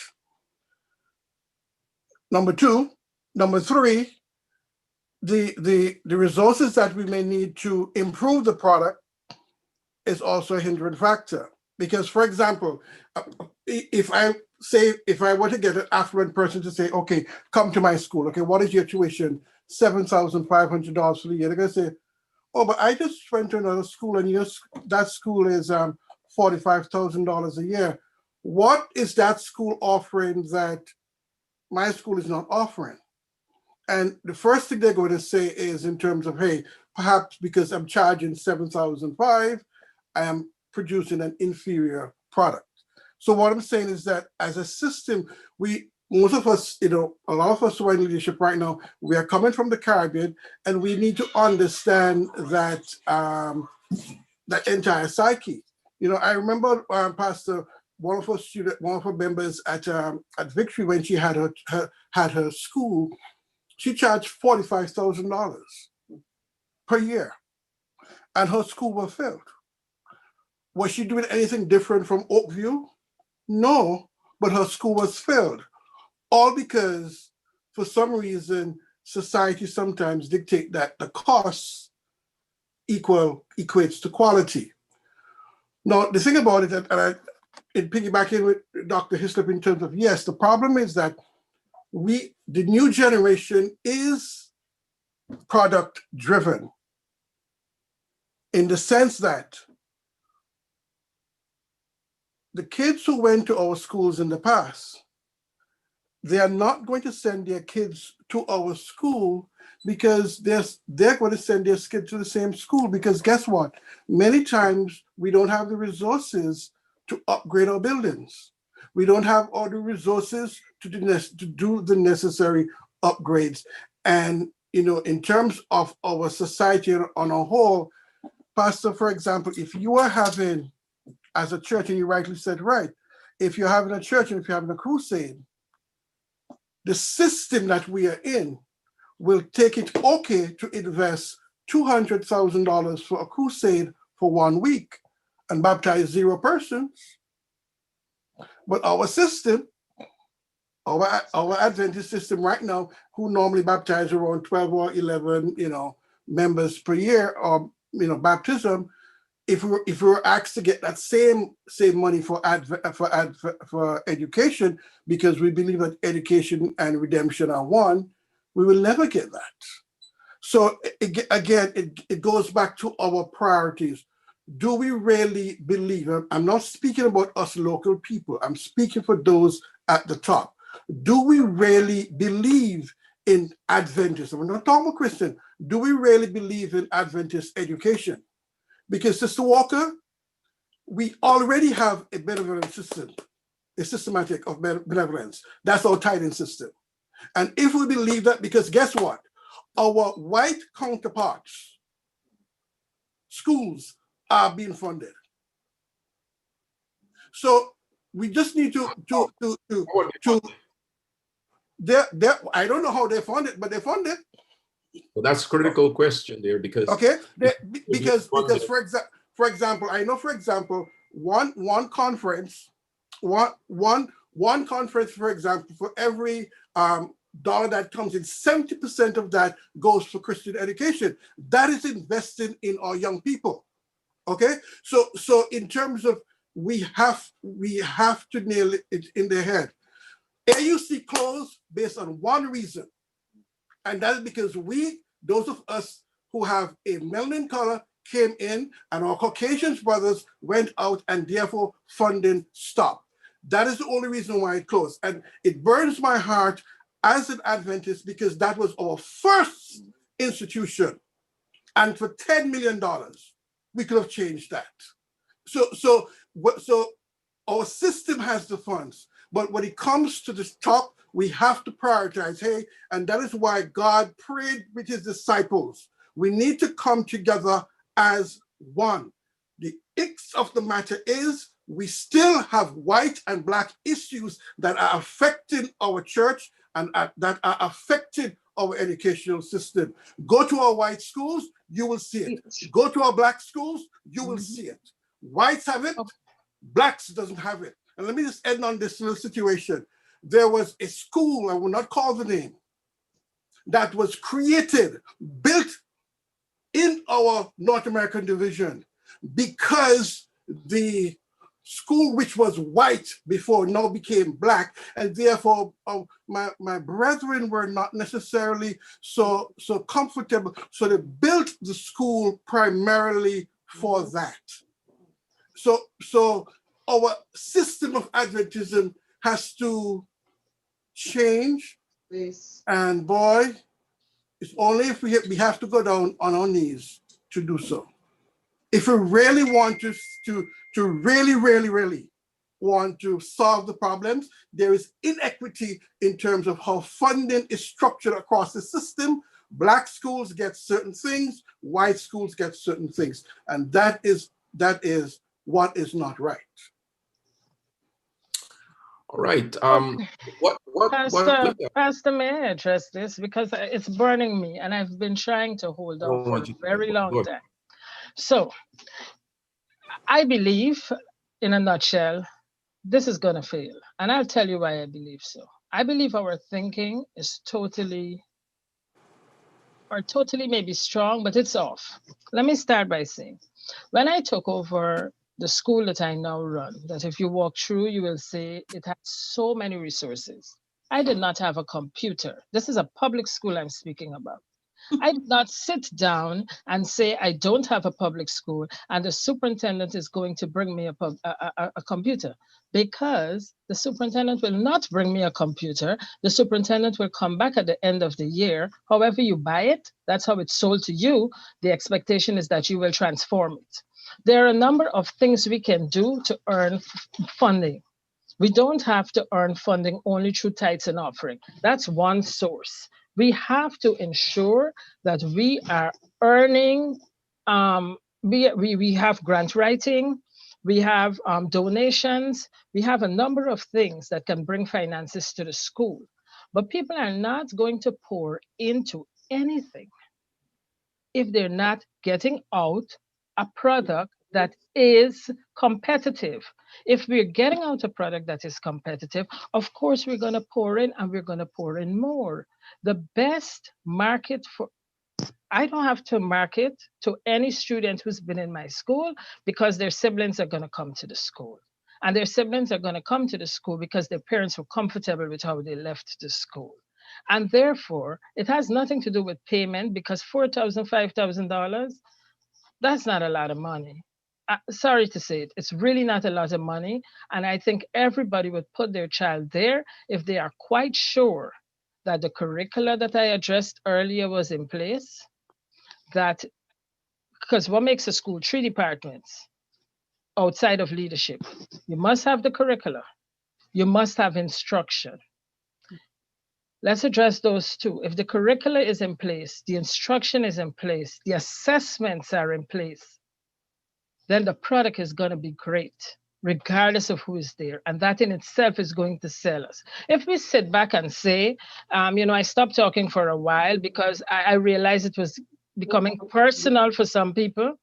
But if we sit back and we take this thing personally, rather than say, you know what, let me sit down and think about what ideas are being channeled here and how I can utilize those resources to better my game. I have to do that every day. If I don't change and I don't evolve, then I don't remain a leader of the school that I am, because that's the system I'm in. So we don't personalize it. We just need to, it's not personal. I know we're all working hard. We're all leaders. The school is there. I want to know, when I say I'm a Seventh-day Adventist, that this school is doing well. But then let us listen to what is being said, see where the gaps are, do a gap analysis, see how we can help. And then from that, bravo, we'll survive. But if we continue to say that what we have is great, but you're not taking it because, some people are never going to tell you the because, but they're not going to take it. Thank you. We are going to come back to all of you for your closing comments. I am already getting the signal that we missed some music, so we're going to take the music here. And this is a video from Northeastern Academy. And then we'll come back to you for your closing comments.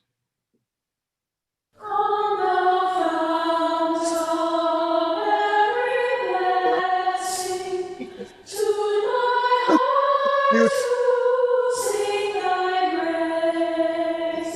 Streams of mercy never ceasing, pour songs of loudest praise. Teach me some melodious sonnet, sung by flaming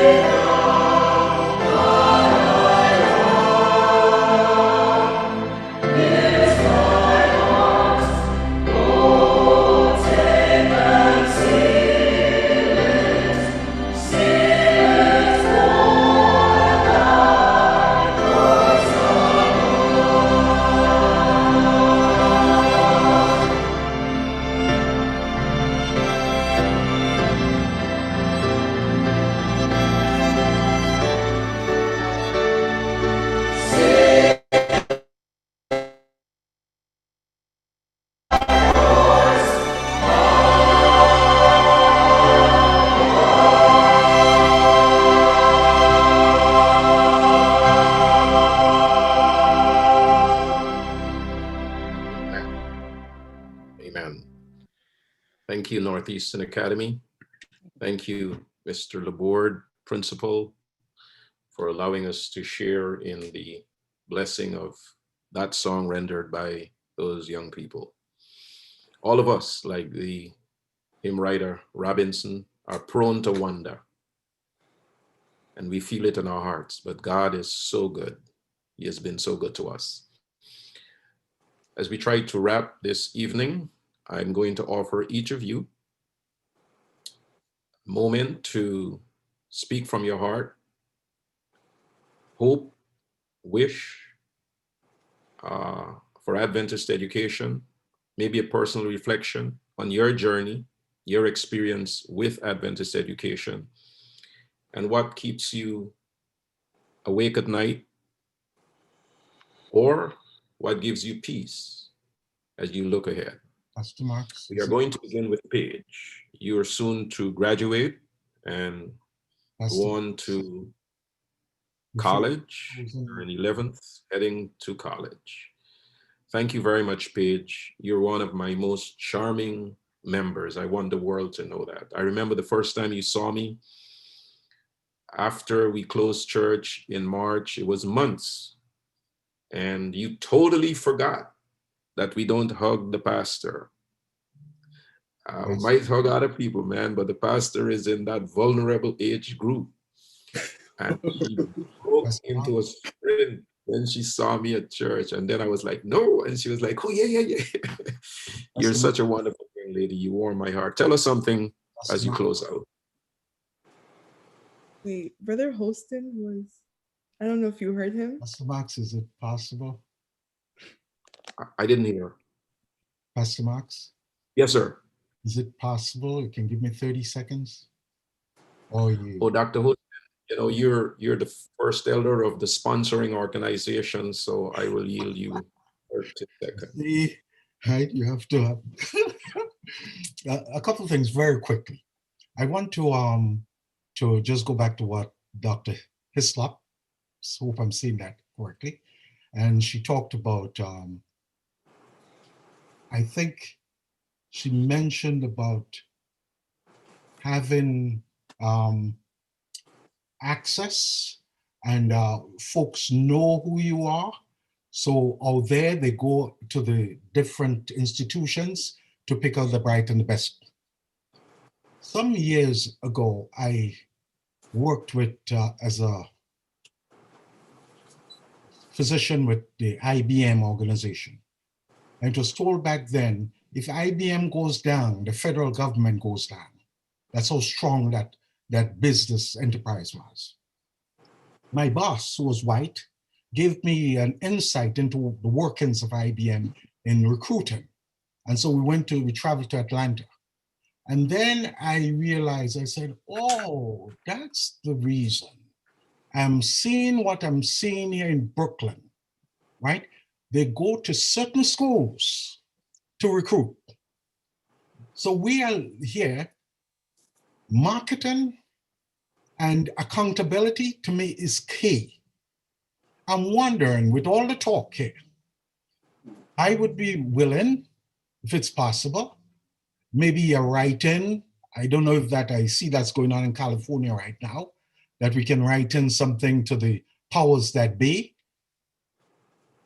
AUC has gone down. There was something on our tide, either 2% or whatever it is, going to AUC. There's a certain amount going to Mercy. What's that? Going to the other Oakwood, right? And I support this, right? That we should do, but we're just talking about it. It's not an original idea from mine, maybe yours, Pastor Marks, but I don't know how many of us are willing to take on the organization. We are hurting our children, and it's time to stop. When I went to my interview at my alma mater, Downstate Medical Center here in Brooklyn, the interviewer, and I can go way back, it's 1975, you can gauge my age by then, 1975, Dr. DeRose asked me, here was this question. Where is Andrews University? They didn't know. And Andrews is a premier institution, much less what we have here with our little struggling schools. So if we don't get help and we can go on talking and being passionate about this, what do we do going forward?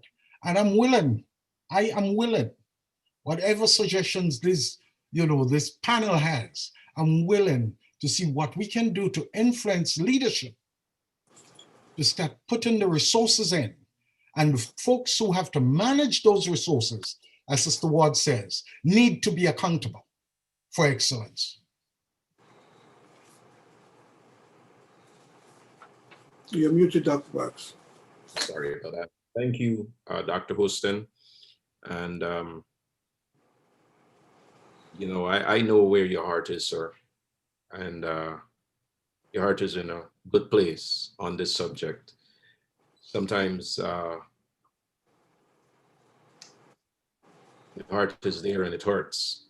But we will continue the process of wrap up by going back to Paige. And I'm sure Sister Pierre is going to help us put together, compile, I should say, some of the key points that were made here this evening. Paige? So I just want to say thank you for the discussion. We had a really good discussion. And also, I hope that this discussion helped other people see why we should invest a little bit more and direct other people to Adventist education and the learning. And I know that I've had a good experience so far. So I hope that others can maybe pick up on that experience also. Thank you. Thank you very much. We'll go to Crystal.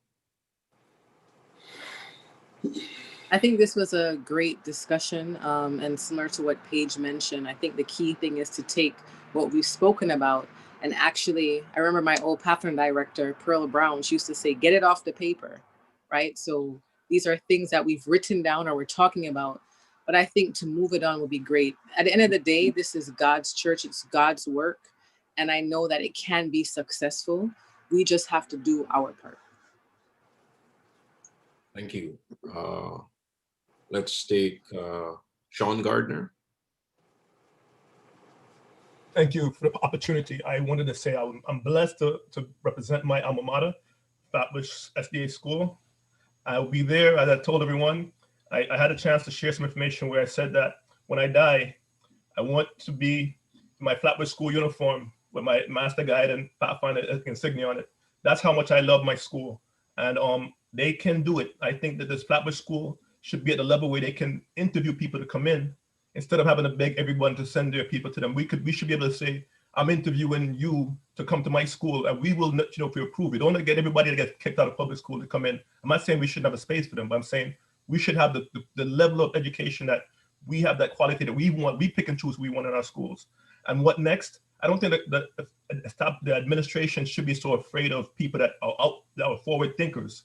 I think that they should be willing to accept the support that they get while still maintaining the Christian standards that we have, or the Seventh-day Adventist standards. You should be able to accept. Don't be afraid these people are going to push you out of work.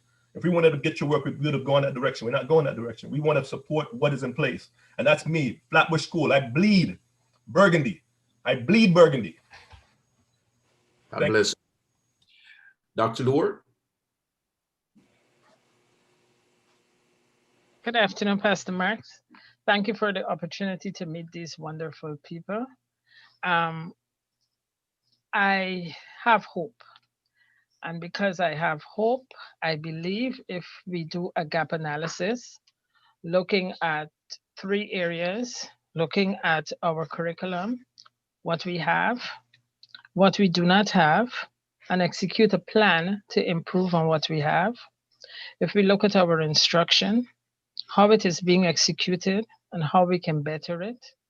If we look at our assessment, how we rank as a school community, not an exception of 1 or 2 students, but how we rank, what is that global product that we are preparing that we are offering our students, then I believe we can then bargain for an increase in salary for people. And I think we would also have the best product on the market. But at this stage, we have to open up our minds to change, which is the one thing that we should experience daily. We have to open our mind to accepting people who may have what we need, but they may not be saying everything we want to hear, so that we can all learn. And, in whatever way I can support with this, I am willing to support with it, but I do not believe in advice that is not needed, because it won't be heeded. Michelle, I'm so proud of you. As I said, we go back to Olivet, and I'm so very proud of you. I'm so happy we reconnected, and you're doing such a good thing in education.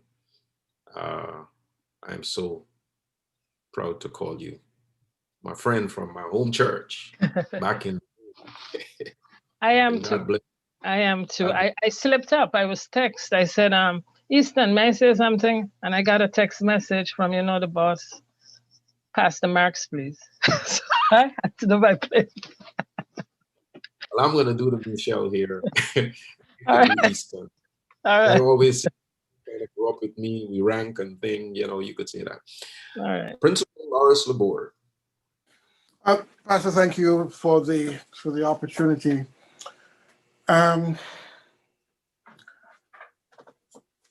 Whatever we value of importance, we tend to support. The question I have for the Adventist Church and for the organization as a whole, do we really value Adventist education?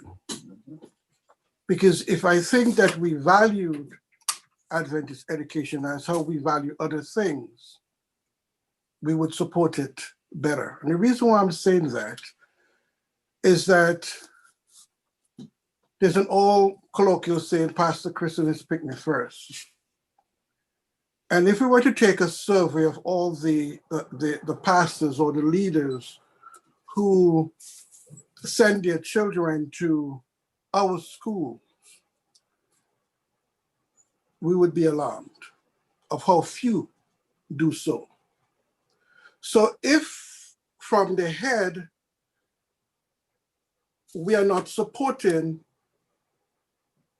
how can we expect the parishioners to do what we're not doing?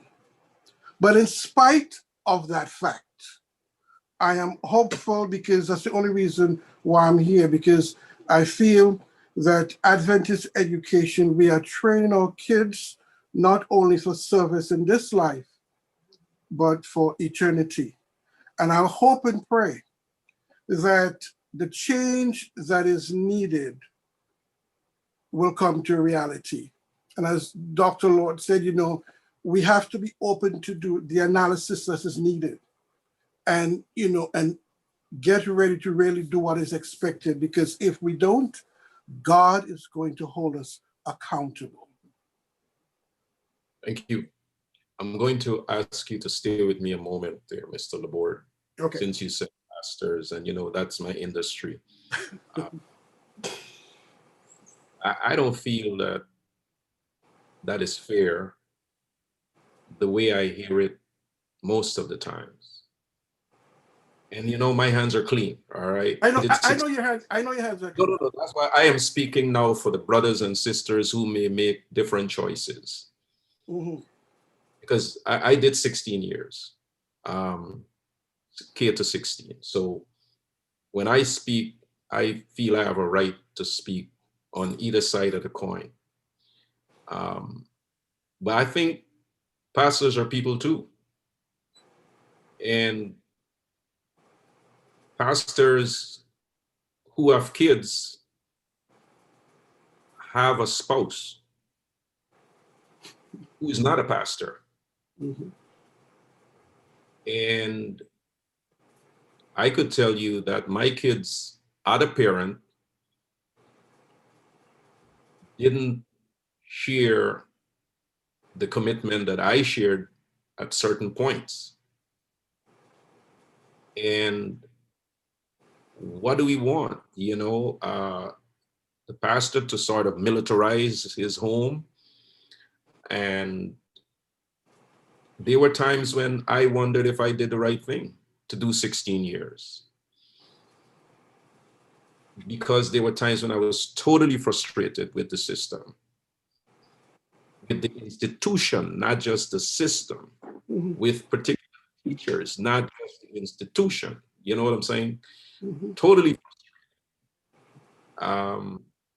And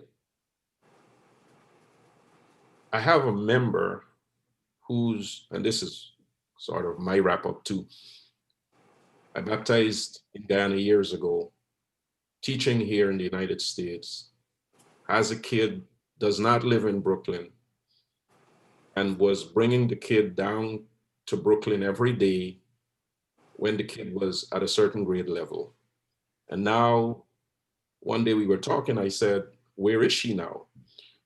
And she said to me, oh, she's still in Brooklyn, but she doesn't come down with me because her charter school, listen here, her charter school runs 2 buses to Queens every morning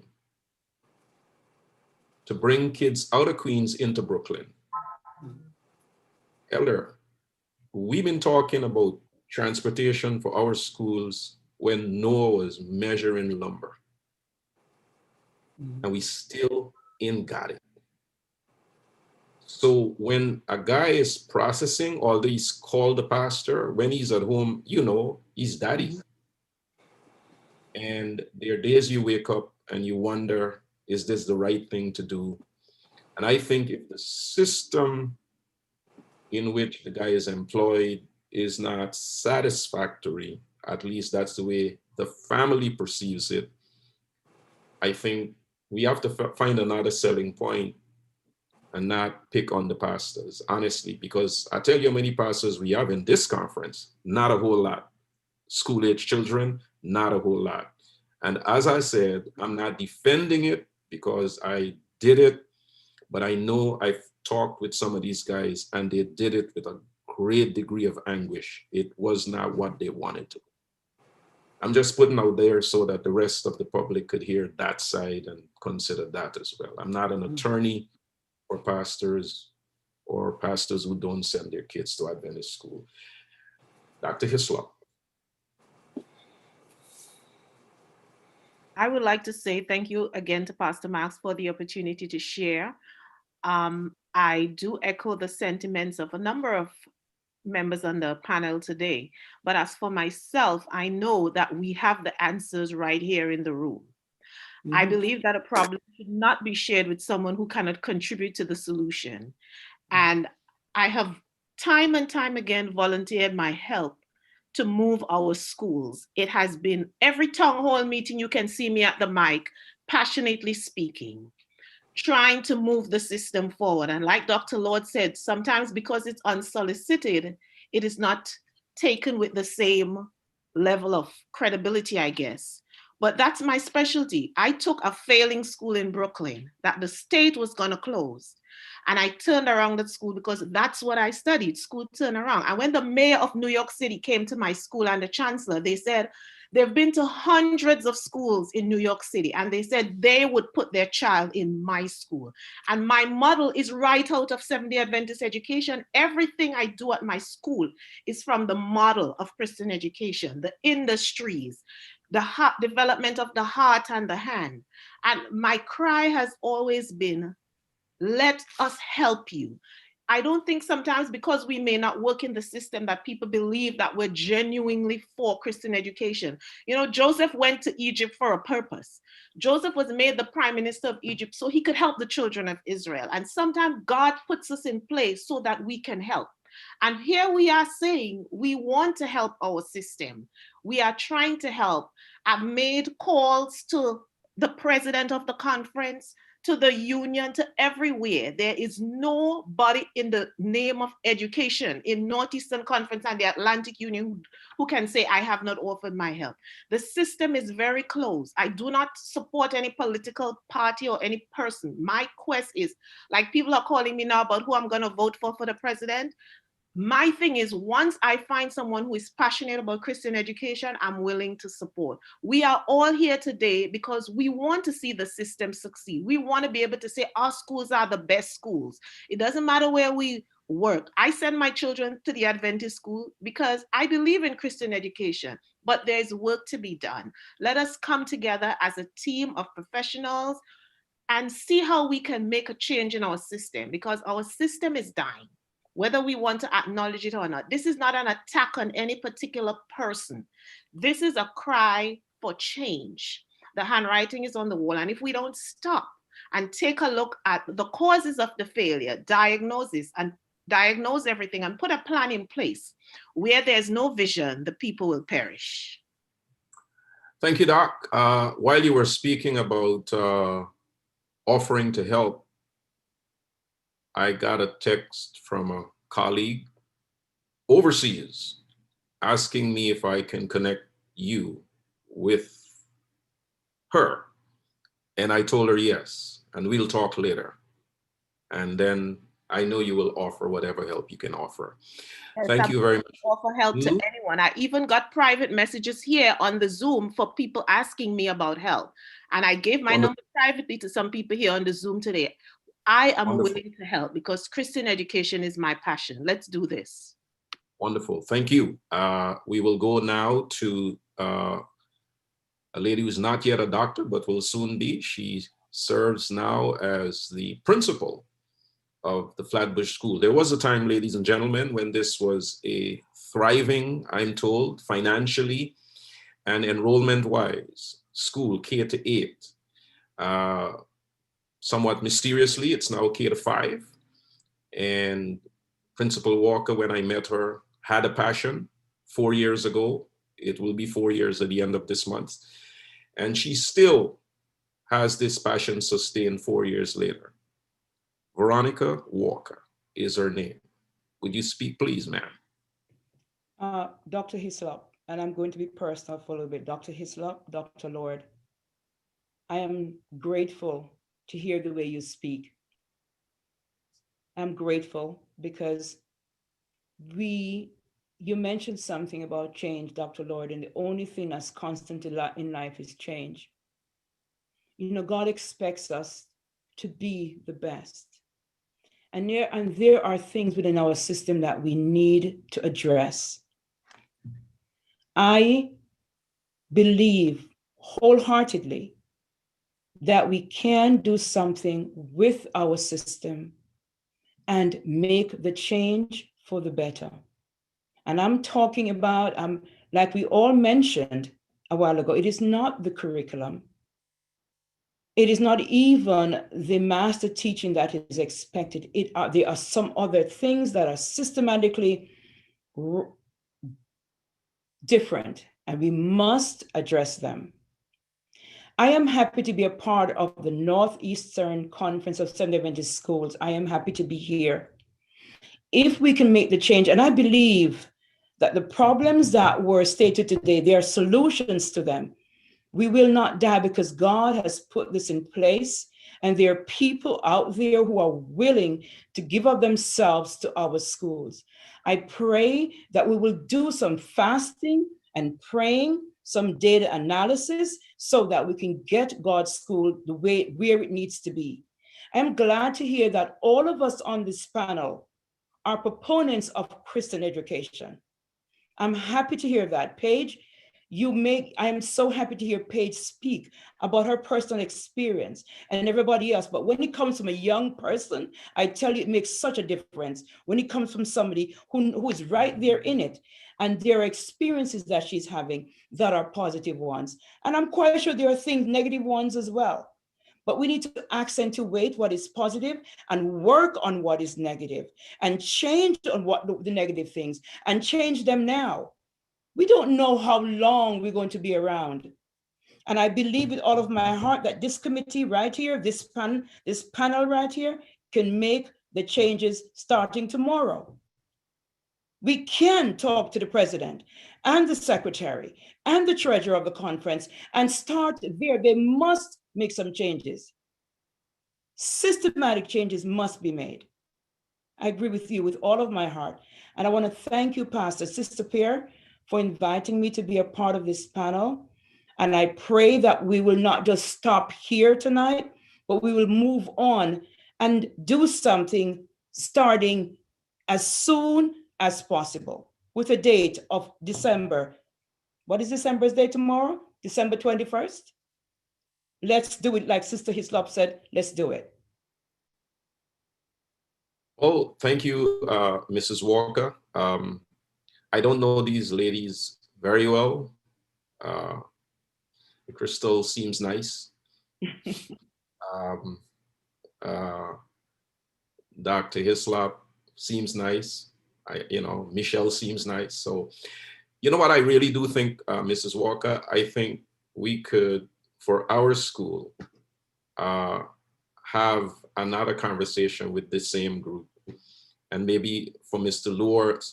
Laborde's school at the same time, because the 9 of you, 10 of us, 12 of us, Easton and maybe some others, I really, really cannot understand, like Dr. Hislop kind of intimated, why our boards that are governing our schools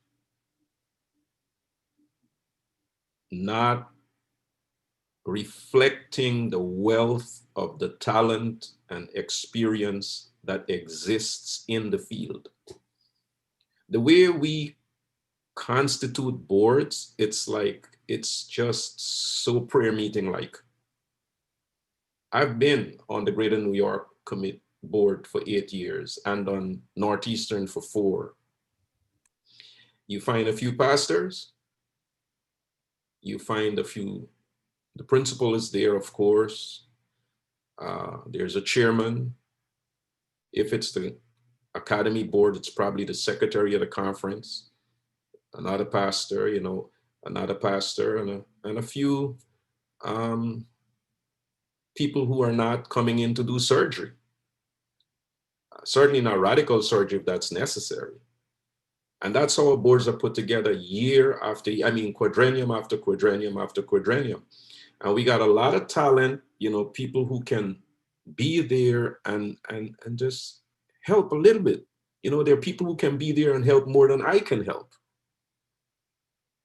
And so I hope that Flatbush School at least would get some help from these wonderful individuals who are here, and maybe Northeastern Academy as we head into the January in the new year.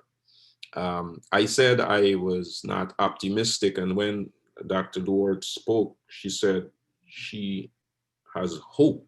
And as soon as you said that, I remembered the distinction that Archbishop Desmond Tutu made between hope and optimism. He said, if you ask me if I'm optimistic about the Middle East peace process, I will say no. But if you ask me if I have hope, I will say yes, because I'm a Christian and my faith does not allow me to not have hope. So while I said I'm not optimistic, I think I have to say I have hope. Ingrid Pierre. Thank you, Pastor. And as the youth leader, I'd just like to thank the panel as well for joining us this afternoon. Anyone that knows me know that my passion and my burden is in youth and young adult ministry. And a huge aspect of that is education. I also have 2 little girls that are in 1st and 2nd grade, and my wish has always been for them to attend the SDA school system just as I did, because I feel like I really got a strong foundation for the years that I did attend Flatbush School. And so, like I think everyone else said, I am willing, ready, and available to work.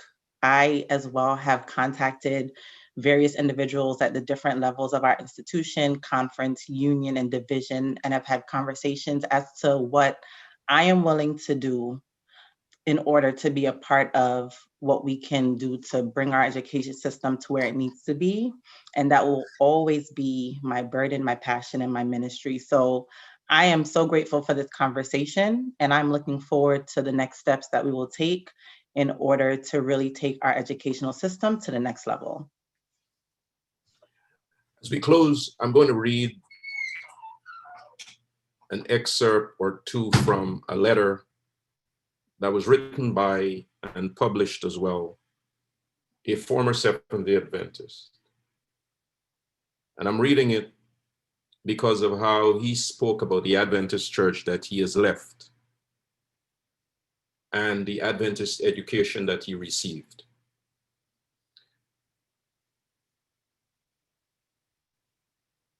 And this is the portion that I will read.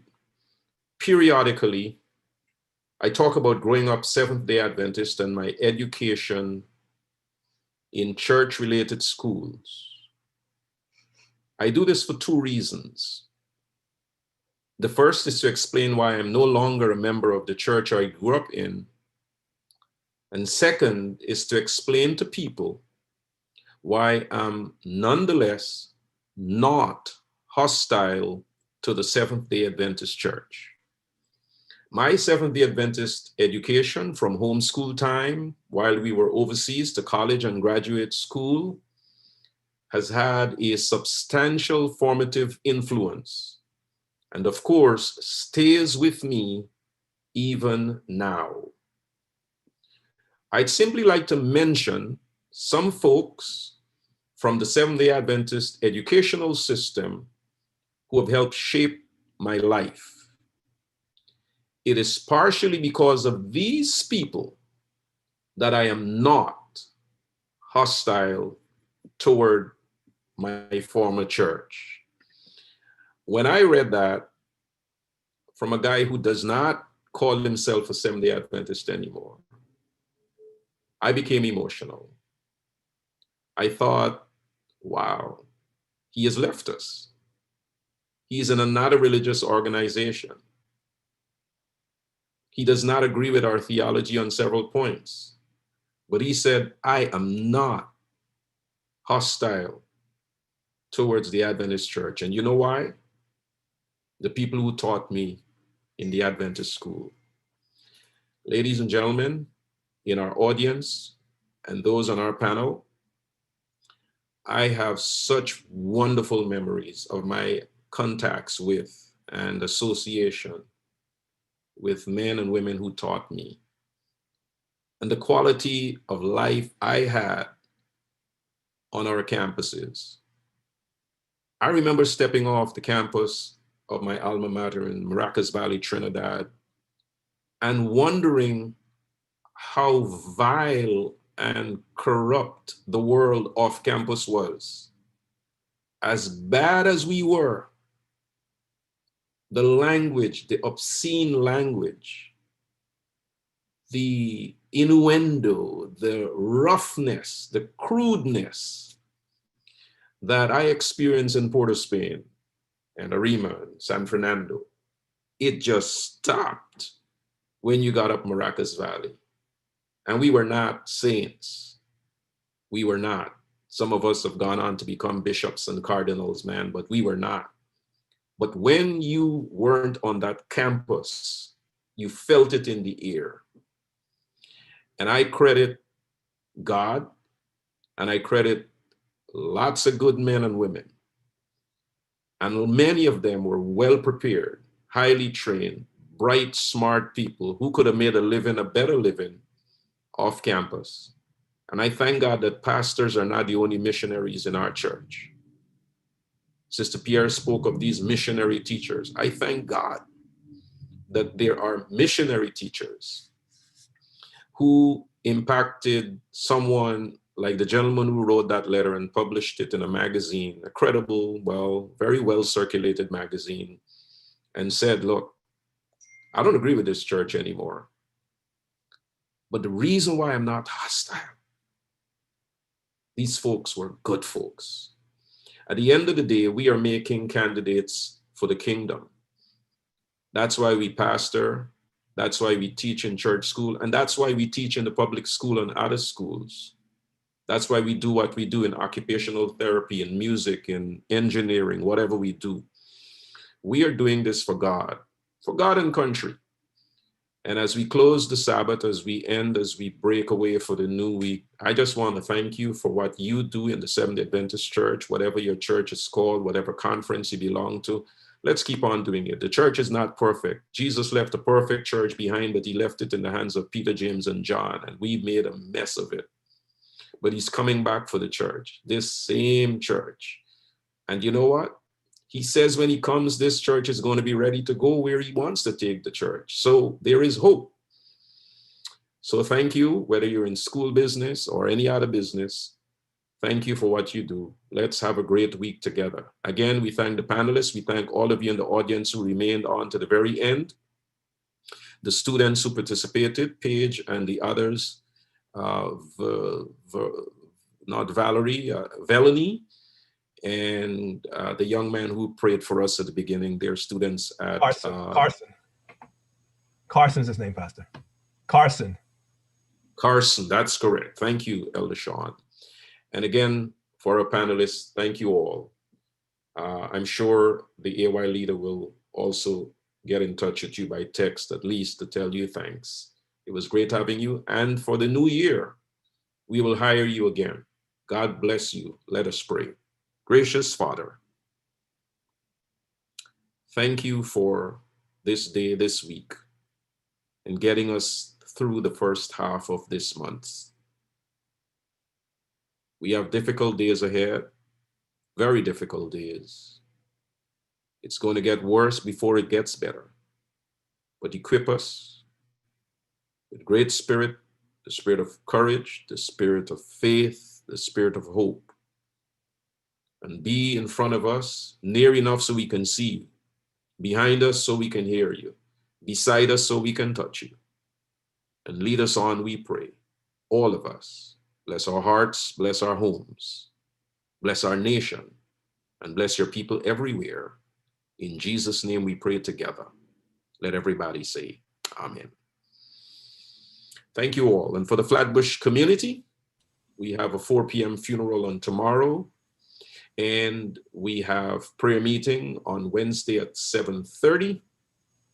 And God bless you. If you don't see me on Zoom or in person, however you spend Christmas, please be smart. We still have a pandemic that is claiming lives, and sometimes more than one from a family. God bless you and be well.